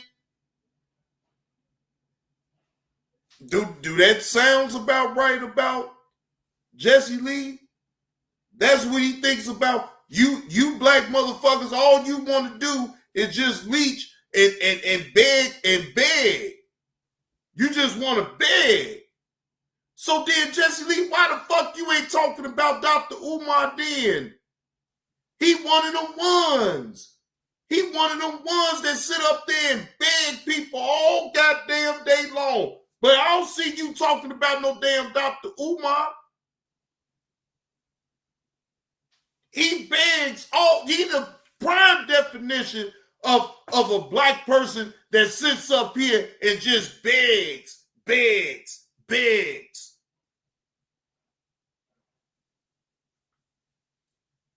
The fuck? Right? When I went there, we had a governor by the name of Ann Richards. Ann Richards was a recovering alcoholic drug addict. Had a lot of focus on rehabilitation and re-socialization. So I went into a culture that was built around this. These three psychiatrists and psychologists had built this program called Positive Peer Culture. And so they created this culture of a positive peer culture. And it was formed around re-socializing children and repairing children. And they had psychotherapy drama where we reenacted our crimes. That juvenile facility gave me all the skills and the tools necessary for me to come out here and be successful. Oh, good, man. I didn't. So, Ann Richard, was she had a drug problem too, or just an alcohol problem? She was a recovering alcoholic, and I believe prescription pills. So don't quote me on that, but I know for a fact she was a recovering alcoholic. I used to work. Her daughter Cecilia was my boss at one time when I worked for the union. So I know who you're talking about, but I didn't know that about Ann. Yeah, so she had a lot of heart, man, for building programs, man. So the program that I Thank you, KTC. This one-eyed bastard don't want to work. He'd rather get money off of disrespect and clown shit. That part right there, KTC, that part right there. That man don't want to go out and get no motherfucking real job, no 9-to-5 job. No, not no Charleston White. No, Charleston White that found him a lane on the internet, and he can act a clean fool. I'm talking about a clown that get paid a handsome ransom to be a goddamn clown on the damn internet. He just sold his goddamn soul. Now, that's selling your soul right there for the internet when you get to that point. I'm not doing no shit like that. You can have that shit. You think that shit funny, the shit that you do? Yeah, it may be funny for right now. But I bet it ain't funny when it all goes wrong, when it all goes left. You getting older, Charleston White. You ain't getting no younger, my nigga. You probably better have a plan B going on around this motherfucker. I was in, had a capital offender program that helped us get in touch with victim empathy. We were considered the worst. We're the first generation of children in the state of Texas who began committing these murders. I'm the super predator generation, right? We're the first generation of kids outside of California, Chicago, New York, and Philadelphia, where children were committing murder. So this was in the late 80s, early 90s, where they said, hey, we got a wave of black children that's going to be born, and they're going to be super predators. They're going to be bigger. They're going to be faster. They're going to be stronger. They're going to be heartless, and they're going to be incorrigible. That's what. Charleston White, what the fuck is you talking about, bro? Bro, what is you talking about? Now, Is y'all following this conversation right now? Because at this point, I have been following it and I'm still lost. Because I'm trying to figure out what the fuck is you talking about right now?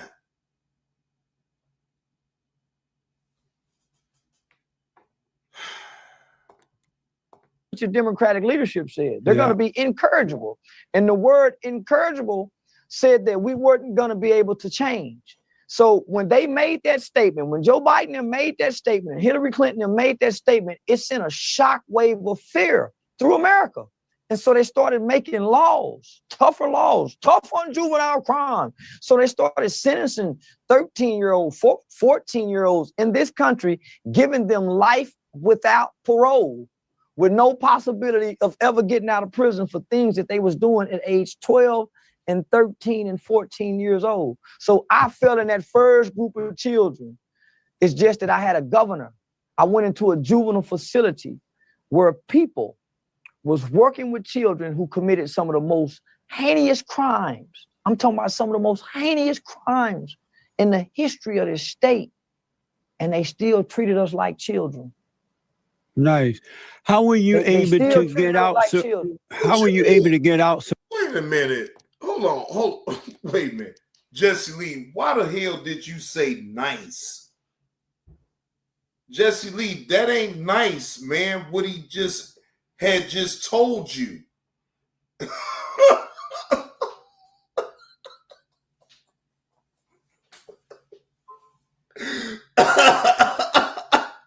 He told that man nice. Amazing.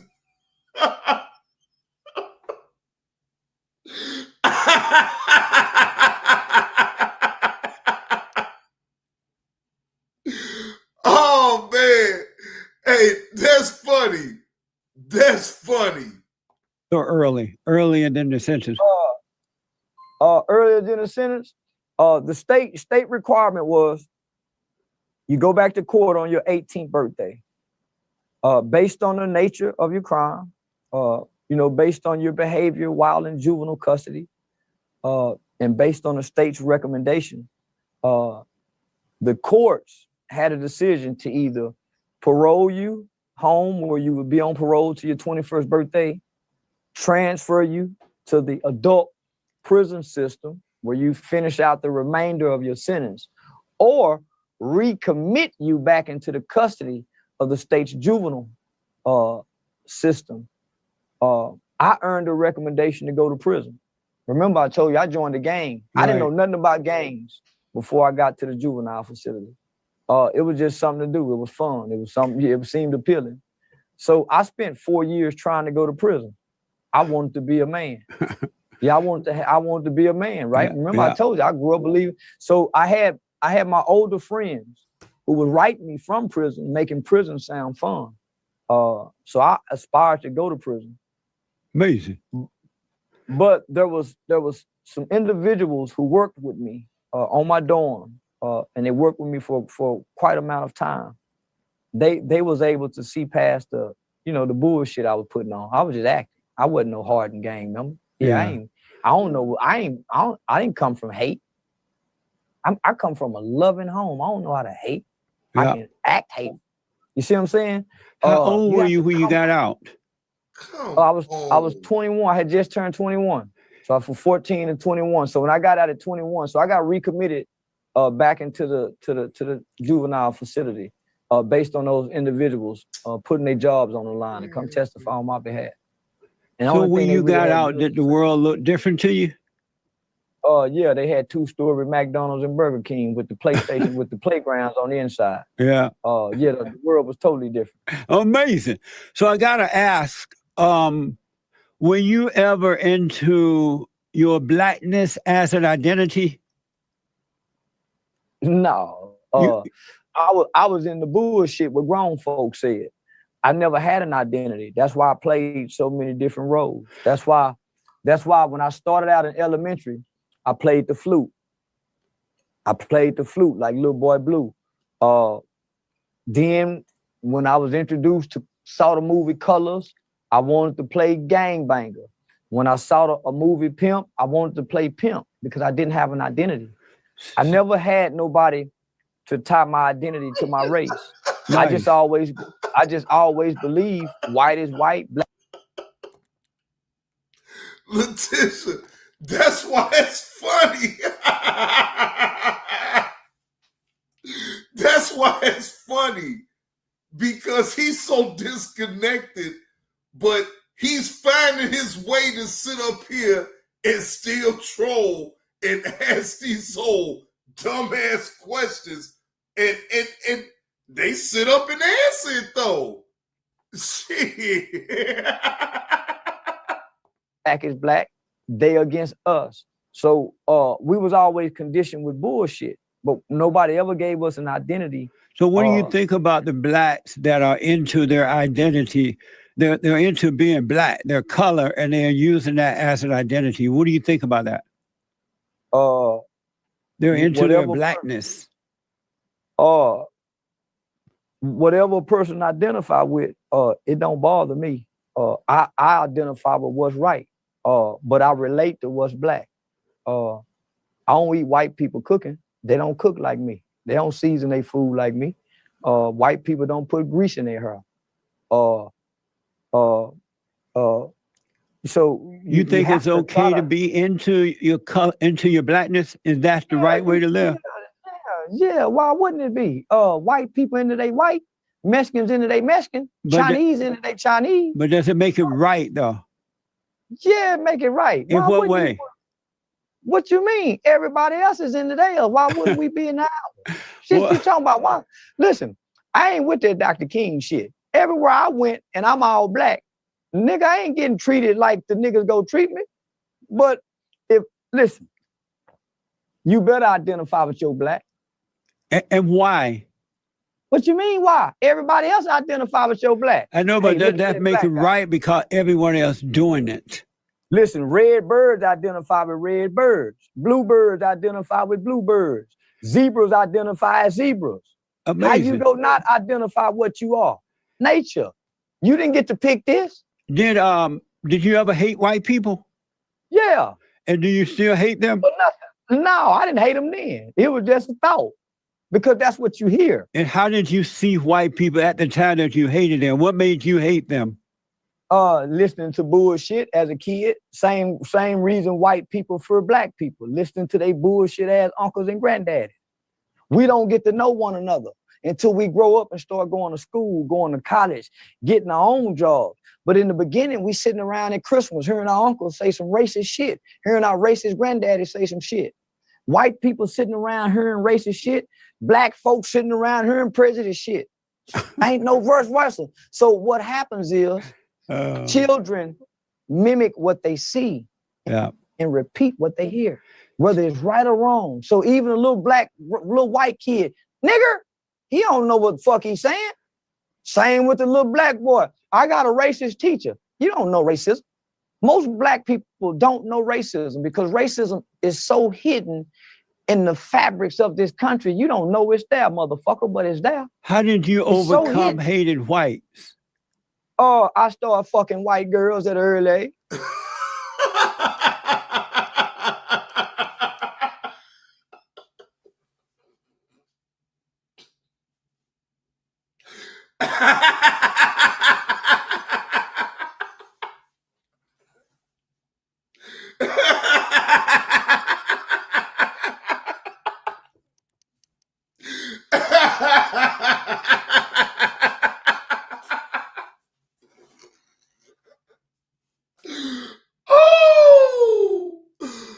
Oh, Lord, that's it. Yeah.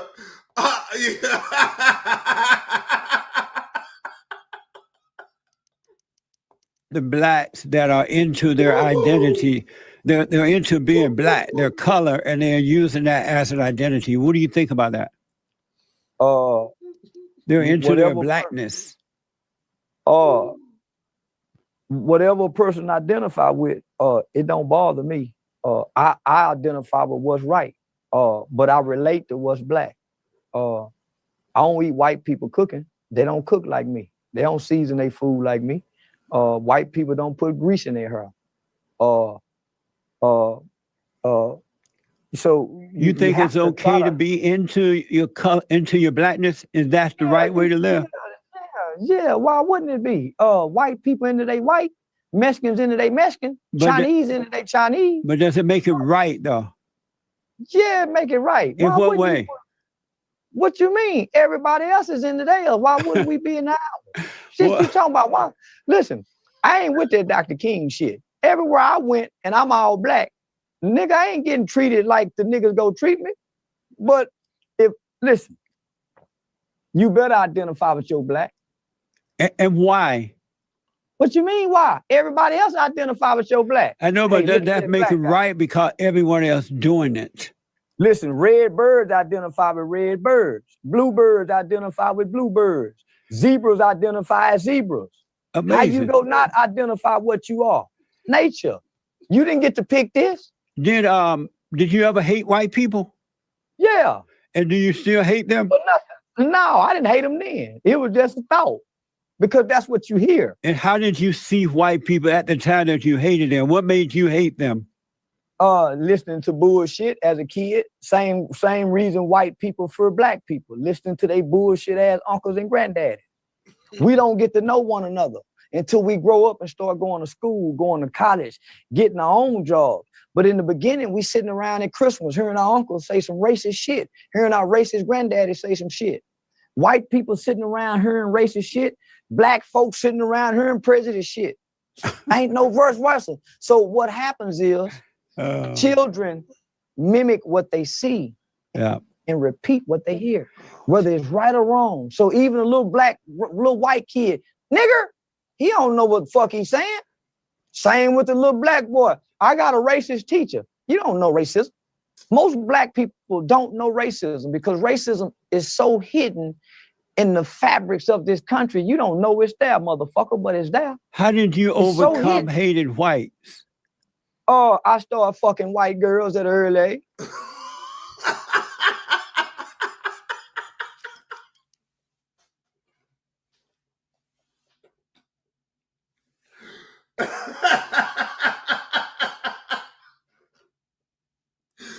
Oh, Lord Jesus Christ.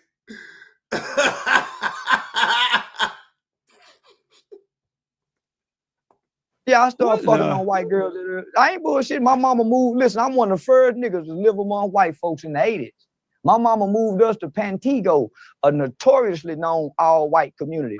Yeah, I went out there and realized white girls like niggas. Yeah, fuck you. Yeah, my mama them say, my grandmama them say, hey, listen, they not racist, but a black woman's biggest fear, if we move around white people, the white girls go holler rape. We done seen what happened to Emmett Till and every other nigga that like to chasing that white girl. Whoa, fair use, fair use.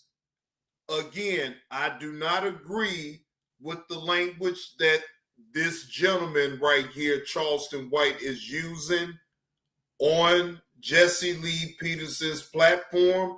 I am only giving my opinion and reaction to their conversation, but no, I do not agree with him using that word at all.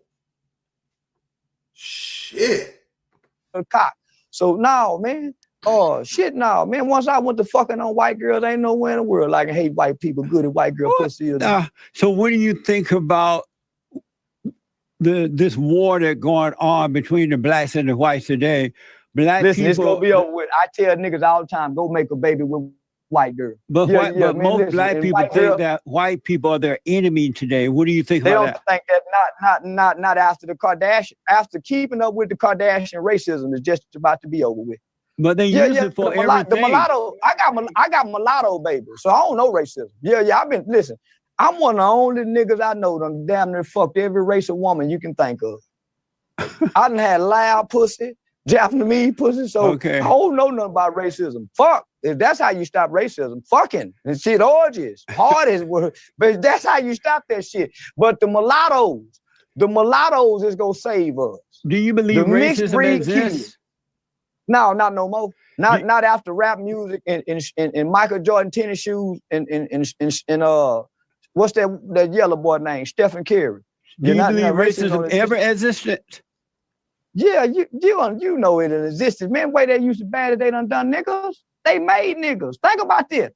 They used to have a whole doctrine on how to make a nigger slave.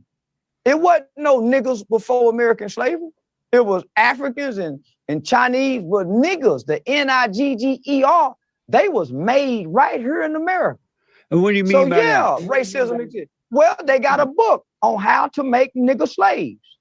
Once they stopped importing Africans into America, right? Once they stopped, hey, no more import, export Africans. Well, the United States of America told the world, fuck y'all. Y'all can't tell us what we can't have no more slaves. So we gonna start breeding these motherfuckers right here. Okay, we can't import them, so we gonna make them right here. But in Africa, so they made in Africa, before the Arabs went there and bought the blacks from the other blacks were treated worse in Africa by other blacks.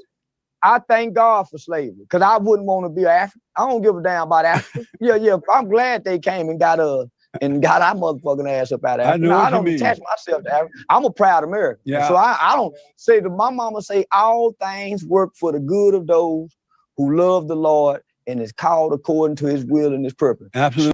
Wait a minute now. Now you using a Bible verse with something like that, Charleston White? Come on.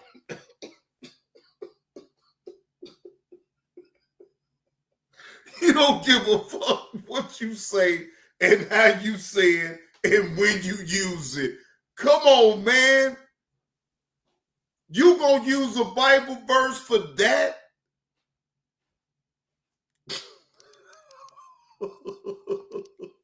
Slavery was a good thing. Yeah, they rescued our motherfucking ass. I would have hated to grow up in Africa. I ain't bullshit. And what we were near now, man, fuck that. I'm so proud of slavery because it built some tenacious people. Yeah. It made niggas. Before slavery, wasn't no niggas. It was people.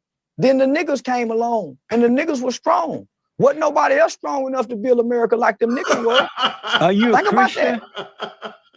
Right. No, man, I'm a believer.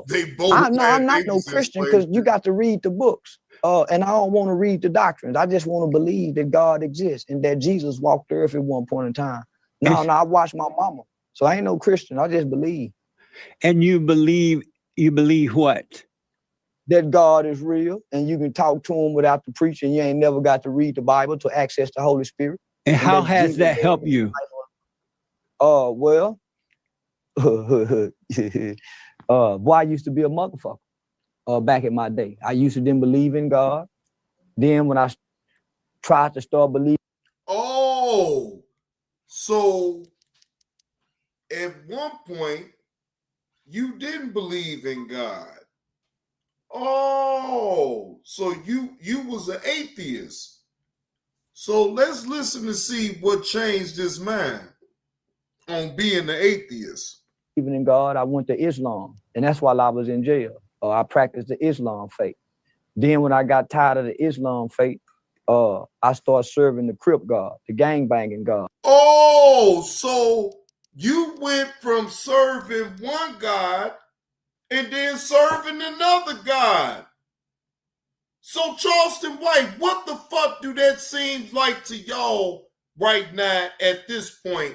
That Charleston White is a goddamn follower. He's not a leader. Huh? You can't even stay consistent with some shit. You just a punk ass follower.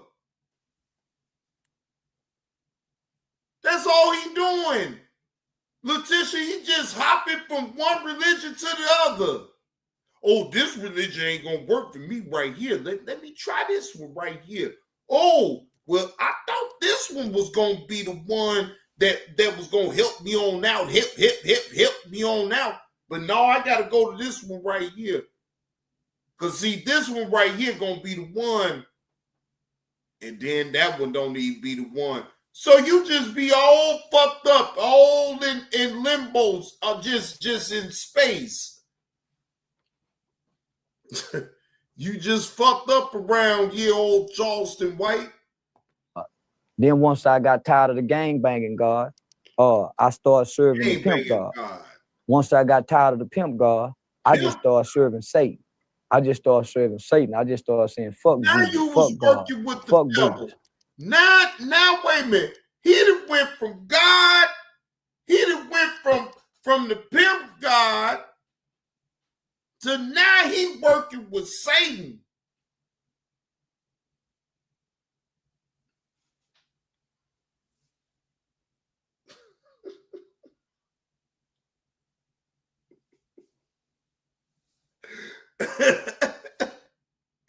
Now he working with Satan now. He said the Muslims didn't cut it. He said Christians, fuck the Christians.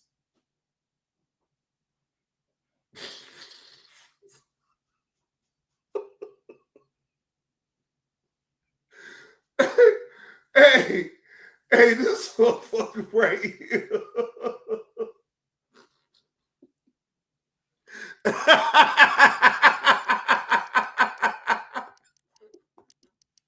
And then I got to the point where I submitted. I had an awakening. It wasn't. You say you had an awakening? Yeah, I had an awakening. It wasn't from no bad choices. I wasn't in jail. I had a dream one day, and in this dream, I was standing on stage talking to some children, and all of my buddies who was incarcerated with me in the juvenile facility, they appeared in this dream, and we were sharing our life stories with them. And then my brother appeared. Well, I got an older brother who's serving a 99-year prison sentence for a murder he committed when he was 17. And so at the end of this dream, we all enter into these individual doors with blinding bright lights. And so I wake up out my sleep. I probably was about 23, 24 at the time, trying to find that identity that you asked about earlier. And my mother had asked me, son, you want to go to church? And I thought that was strange. I said, no, because I wasn't into that shit. And it was like 2 weeks before Christmas. So come back closer to your mic. So it was like 2 weeks before Christmas, right? So I sat on the back porch and rolled me up a joint of weed and got high. And as I was getting high, I had this overwhelming fear or urge to go to church and put some money in church. So I went to this church, sat on the back row, and this preacher walked out and he looked at me. First thing I said, well, damn, somebody done told this motherfucker I smell like weed. You need to get out of here. So I sit there. He began to preach about Joseph. He began to preach about Joseph in the Bible, how Joseph was sold into slavery and, how God had favor upon him and all of that. And so at the end of his sermon, he said, when I walked out of here, I got a kick in my spirit. And the Holy Spirit told me to tell you that you're Joseph, young man. I resent males. So in my mind, he fucking with me. He playing them church games because he see I'm new. He said, I just want to pray for you, young man. So when I went down to that altar, he started kind of recanting that dream to me and say that he see me standing on stage, sharing my life story with children, traveling around the country, impacting governments with my testimony. That man didn't know nothing about my story. So from that moment on, I had a spiritual awakening. And if you fast forward from that moment to now, I live and I've done everything that strange preacher man said that he saw me doing. So do you have perfect peace within? If I don't, I'm gonna smoke some weed, get my dick sucked. What? Yeah, if I don't have perfect peace, I'm gonna do just what every other American do. I'm gonna have me some wine, smoke a cigar, smoke some weed, and fuck. That's what brings peace. A man that can fuck good. All that other shit is bullshit. So do you have perfect peace that comes from God? I don't know where it come from. Sometimes it come from common. Not perfect peace. What's perfect peace when you got a wife fucking with you? Yeah, what's perfect peace when you got the kids saying, Daddy, I need this? What's perfect peace, man? Are you married? Perfect peace. Yeah, I'm married. And how many children do you have? Oh, I got 2. Oh, okay. And what is it like being married? Are you married to a white woman? Fuck no. I ain't gonna marry no goddamn white. Why did fuck white bitches? I ain't gonna marry them. Are you married to a black woman?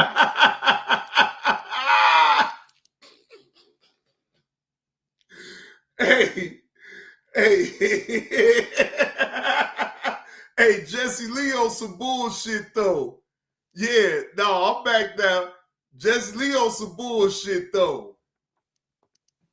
Goddamn right.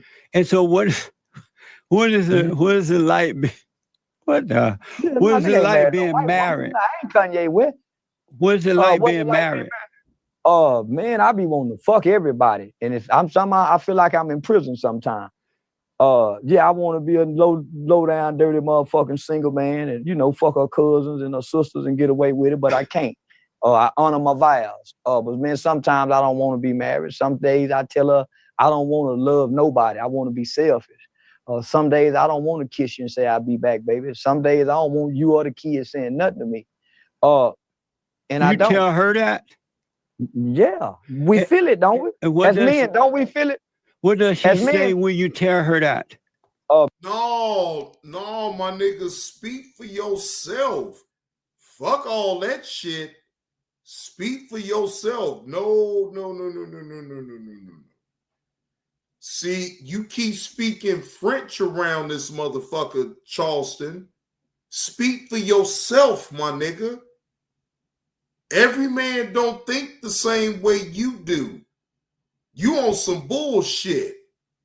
Stop talking all this we bullshit and speak for yourself. Don't nobody agree with all that bullshit you talking? Man, I'm like granddad and them. She can't say nothing. No, I'm like the men before women's suffrage. No, I dictate. Yeah, I'm like the old vows. Cherish and obey. How long you been married? Yeah. How many? Yeah. 3. Oh, 3 years. Yeah. And so your wife is okay with you saying those things to her? I done call her a bitch in the mall before shopping. All right, bitch, don't get embarrassed.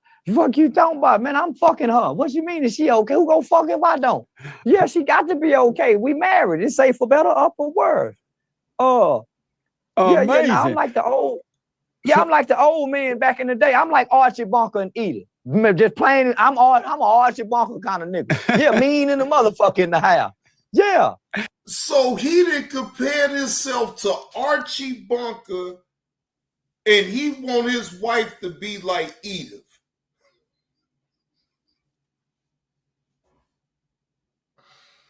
You can't make this shit up right here. He done compared himself to Archie and his wife to Edith. That's the kind they like. They don't like no nigga holding no door open. They like a nigga fuck good and mean. Call him a bitch every now and then. Because of time, I want to ask you a few other things here. That's not true. Now, come on, Charleston White. That's not true. I ain't gonna let you get away with that. All women don't like that shit, man. Come on, man. Be realistic with yourself. You know all women don't. Come on, Charleston White, stop. You putting on for the internet like a motherfucker right now. Do you believe that I know that there's no such thing as racism. I believe that our battle is a spiritual battle, a warfare between good and evil, right versus wrong, and no such thing as racism. It's a spiritual battle. We not dealing with. That's why I say racism is so far embedded. My generation can't see it. We don't know what race. So I'm with you on that. Yeah. I'm with you. We looking for racism, and racism is too deep for us to see. Yeah. You got to go deal with an old motherfucker to deal with racism. So we dealing with good and bad. Yeah. Right and wrong. Yeah. And so would you call yourself an alpha male or beta male? Shit, I'm whatever I need to be. Shit, fuck you talking about I ain't nothing. Yeah, I'm whatever I need to be. Shit, you talking about I'll be a beta male to get what I want. Yeah. No, man, I ain't trying to be nothing all the time. Whoa. Well, why wouldn't you say you will just want to be an alpha male and be done with it? You gonna be with it what you need to be. So if you need to be a beta male, you gonna be a beta. Boy, Charleston White, boy, you is you something else. What is a man? Well, I ain't never seen now, brother. So you don't know what it is? Nah, I was raised by my mama. And what is love? Love is action. And what do you mean by that? Love is what you do. It ain't what you say. Love is about not what you can give, but how much can you take. Right, Jay. I know he boo. See, most people think, oh, I love you, so I give you this. No, motherfucker, I don't give a fuck what you give me. How much can you take from me? How much can you put up with me if you love me? See, most people really quit you, homie, at the first sight of a flaw. I may have an issue, and my only issue is I keep doing this same issue. You go get, how much do you love me to put up with that and hope that I can overcome that issue?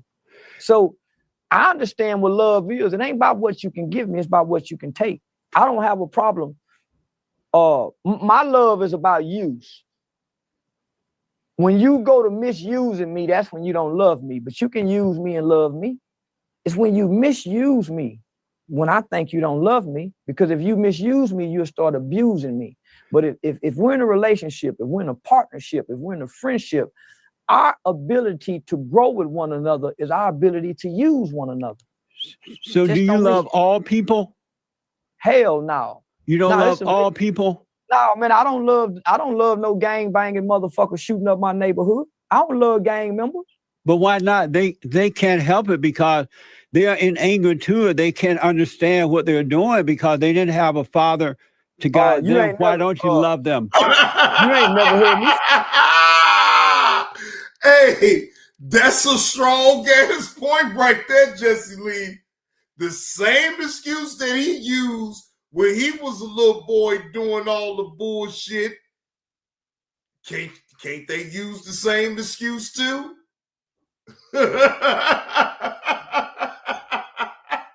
Good point. Good way to bring it back on him. Say no shit like that. You ain't never heard me say I went out and killed somebody because I ain't have no fault. Well, you just said because you were looking for that fault. I didn't say we killed nobody because we were looking for nothing. No, I'm talking about joining a gang and things like that. I told you as a kid, I didn't know I was looking for no daddy. I didn't know I was out doing this. But they don't either. Well, this is what I'm saying. I was willing to pay for my wrong. Right, but do you understand that the other gang members? But do you understand that the other gang members are looking for a father as well? It's the same shit. Charleston White, you sitting up here trying to go back and forth with him on that, but you ain't gonna win that battle because it's the same shit. It's the same shit. He hit you with the same spiel that you just laid out on him. He gave it to you for the young youth now. They got the same story as you, nigga. Now it ain't okay. Now you backtracking your words and shit. Yeah, Jesse Lee, get his ass. I don't know it. Listen, it's a whole lot of gang members ain't looking for no goddamn father. Why do you say that? Well, because I know I was in the gang with them. Listen, hold on. You speaking from a stadium way up there in the stands, trying to dictate to the players down on the field. You spinning the bullshit narrative, Mr. Peterson. No. Listen, you trying to spin a narrative of children join gangs, not grown adults with fully functional, developed brains. No kid is saying, hey, I'm joining the gang because I'm looking for daddy. It's the attributes that the gang have. You just moved the goalpost, Charleston White, because you don't want to be wrong. You just moved the goalpost, my nigga. He used the same line that you gave him about you not having a daddy in your life and the mischief that you got into as an adolescent, right? He flipped it right back on you and told and asked you. Now it ain't to your liking and style now. So now you want to move the motherfucking goalposts. No, it don't work that way, Charleston White. I just if y'all ain't sitting back looking at it, y'all see he moved the goalposts on that whole. He moved the goalposts like a motherfucker on this shit right here, man. Jesse Lee asked him the legitimate question. The same shit that you threw at him about how you was as an adolescent and you was bad and you did all what the fuck you did. It's the same shit, nigga. You think you don't think you don't have these young men that's up in a single family home with just a mama? They got the same story as you, though, my nigga. It just so happens that you tell a hella fast story about yours, though, and make it seem like it's way more. And you, man, come on, Charleston White, man. You got to know motherfuckers is paying attention to what the fuck you be saying, bro. Come on, man. Available for the kid that replaces what the father didn't get don't provide in the home. So don't spin that narrative, home. But so do you believe that if those adult gang members had fathers growing up, would they be in a gang? Would they be a part of a gang as an adult? Listen, I know niggas who had daddies and mamas join the gang. I know guys that had, I know well-to-do, affluent people who joined. Charleston White, you proving this point. Do you or do you not understand that, Charleston White? You're proving Jesse Lee's point of why he asked you that question. Y'all hit that like button if y'all picking up what I'm putting down with this reaction to this. Charleston White, man, come on, man. You proving this point, bro. Gangs with mothers and fathers. And why would they join them? I don't know. I ain't had a mother and father to be able to. I know, but have you ever asked those grown ones, the ones you ran into? Listen. I don't know no grown people join gangs. I don't know no grown-up join gangs. Oh, you're talking about children with undeveloped brains, mostly come from traumatic childhood backgrounds, dealing with mental health and substance abuse problems. What the fuck they go join? And so, but you never ran into an adult along your way of life since being in the world. Have you, especially since being out and now you understand what's going on, have you ever ran into adult men or women who are in gangs and they didn't explain why? You never ran into that? I used to teach a class, and I want you to hear me good. I used to teach a class for all the adult prisoners that came back to Fort Worth, Texas, that was released from prison at the Central Parole Office on McCart. I used to teach the class every Tuesday and Thursday with an organization with other chaplains. The main chaplain was Chaplain Jerry Carver with Welcome Back Tarrant County. And I tell you, I have never met a grown adult member to coincide with what you're saying, brother. Maybe you should come down here and meet some of these gang banging niggas. I lived in LA with them. I know all most of the original founders of the sets.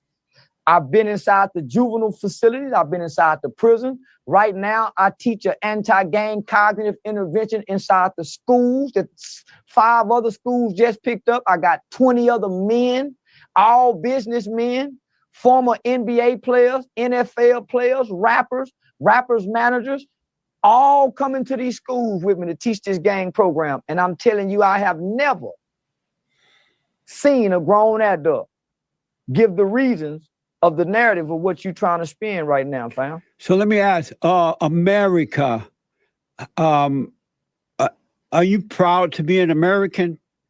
When the DC snipers was doing what they was doing. What do you mean by that? When Gavin Long and Makai Johnson died. Yeah, I know you're talking about. Yeah. I was proud to be an American. How about now? The shit I done got to do to white hoes and white people and get away with, man.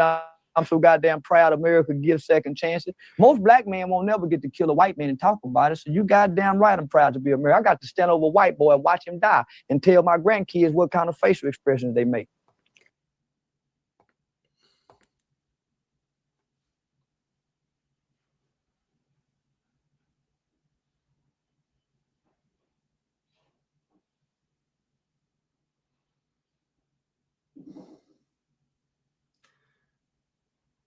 Oh, boy.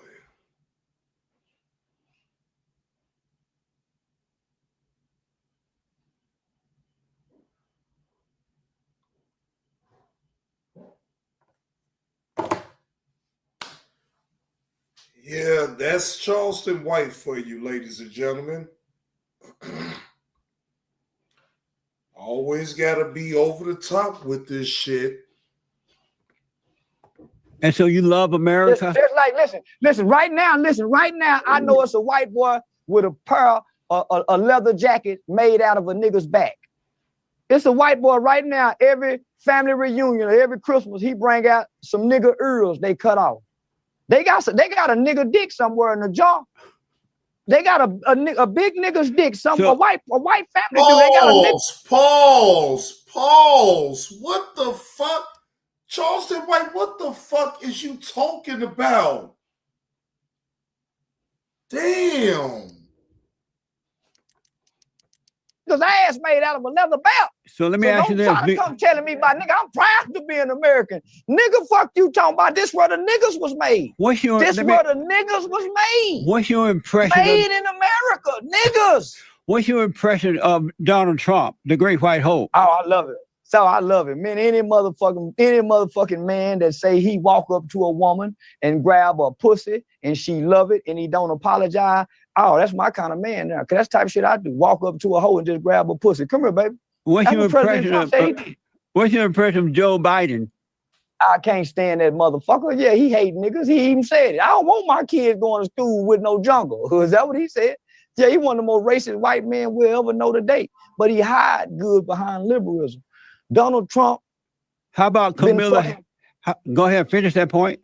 Donald Trump been loving us, and we've been loving him from the 70s, the 80s, the 90s, and the 2000s. I don't know where this new shit come from. We love Donald Trump, my household. Yeah. How about Camilla Harris? Say we don't like Asian people in the black community. Ain't she Asian?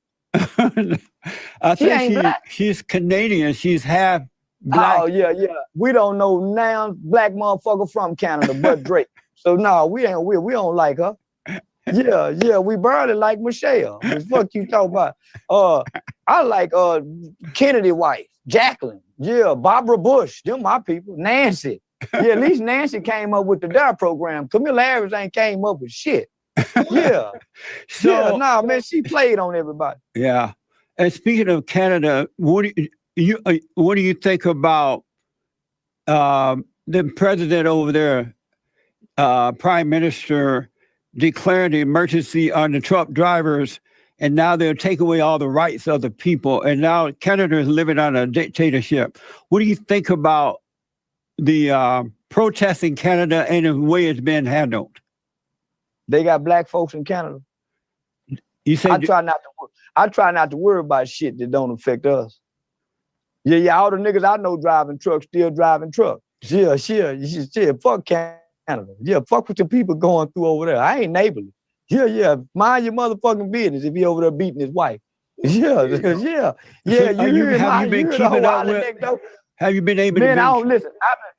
I'm so busy in my community, Mr. Peterson. Oh, okay. Man, I got a program to go in schools. I'm doing youth activism in Atlanta. I'm going to Memphis, where young Dolph was killed, man, working with the kids in the elementary schools over there.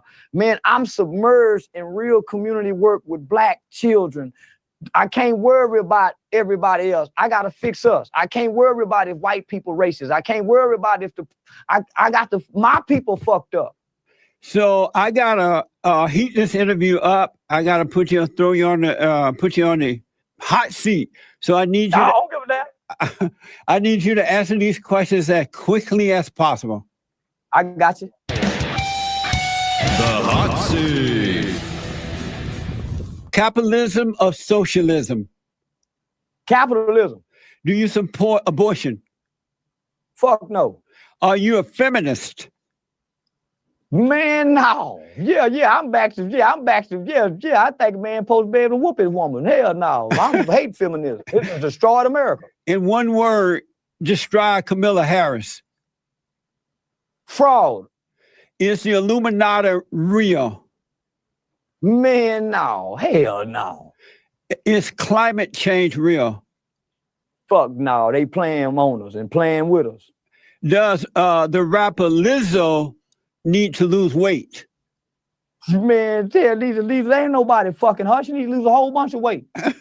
Much money she got, she need to go to Dr. Miami. Boy, they can make whole fine big as she is. Yeah, no, you know she need to lose weight. Is white she knows she need to lose weight. Is white privilege real? No, that's some made up shit. If it is, I need a buddy pass. If heaven exists, will you go there when you die? You goddamn right, I'm going to heaven. I pray every day, God, don't let no hate be in my heart. And if it is, God, remove it. Don't let my hate. Listen, my prayer is not, God, don't let my heart be hardened toward white people. My prayer is, God, don't let my heart be hardened toward my own people. True or false? Straight, white, conservative Christian men are the most hated species on this side of heaven. Now, that big dick shit talking nigga like me, don't nobody hate nobody more than they hate a big dick nigga with no job. He got a felony conviction, but he can fuck everybody woman good. Ain't nobody really mad at the straight conservative white boy, dick little. Thank you for taking the hot seat, man. Tell the folks how to get to your organization and keep up with what you're doing. Listen, don't bother me. We doing quite well with the organization. Charity starts in the home. Well, what do you mean by that, Mr. Charleston? Go look in the mirror first. Before you start to try to clean up anything in your home, go clean up what you see in the mirror. Then it starts in the home. Then it starts with your neighbor. Love thy neighbor. Then you look out into your community. Then you look out into your village. Then you look out into your city. So, no, man, we doing good. I've been able to find 19 other men to volunteer with me to go into 5 different middle schools. But if you just want to hear me talk, you can catch me on YouTube at therealcharlestonwhite.com. I got a website that sell nigger clothes. So if white folks, if you don't want to say the word nigger, you can wear it. I trademark nigger, N-I-G-G-A, which is an acronym for never ignorant, getting goals accomplished, to change the narrative on just the word and make it where, hey, man, you can embrace it now. Amazing. Charleston, thank you so much for coming on, man. I absolutely appreciate it.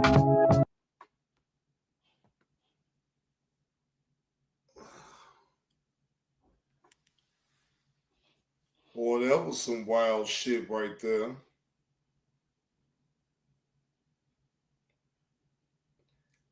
Man, look.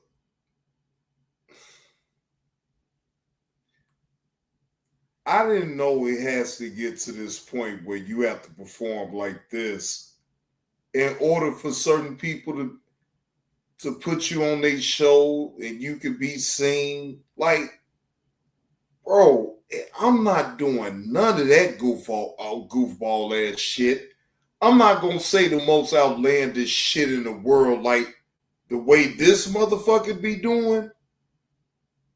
No, I'm not doing that. No, I'd rather just be real and be myself. I'm not doing none of that shit for the internet because any motherfucker could get on the internet and do the same shit that Charleston White is doing. The same shit. I don't believe shit that this man has said. You could poke holes all throughout what the fuck he just said throughout this conversation with Jesse Lee Peterson. Y'all use y'all own brain. Y'all know what the fuck. Probably half of y'all up in the chat then already done seen this. This is actually my first time. So this really is a raw reaction. And I have to say, both is is some clowns. Both is some clowns, man. But I had fun with it though. And on this or none of that, you know, shout out to Jesse Lee Peterson and man, fuck you, Charleston White. You kiss my ass. Cause you full of shit. I don't hate you or nothing, but you still full of shit. But listen, I'm about to get the hell on up out of here. That is my time. Salute to the chat. Appreciate y'all coming through and pulling up on me. But I'm about to get the fuck on up out of here, man. And I'll see y'all tomorrow, man. Salute to the chat. Y'all make sure to hit that like button on the way out. Appreciate the slaps on the neck from earlier. And if y'all is feeling generous now, my Cash App, PayPal, and Venmo is open if you want to donate.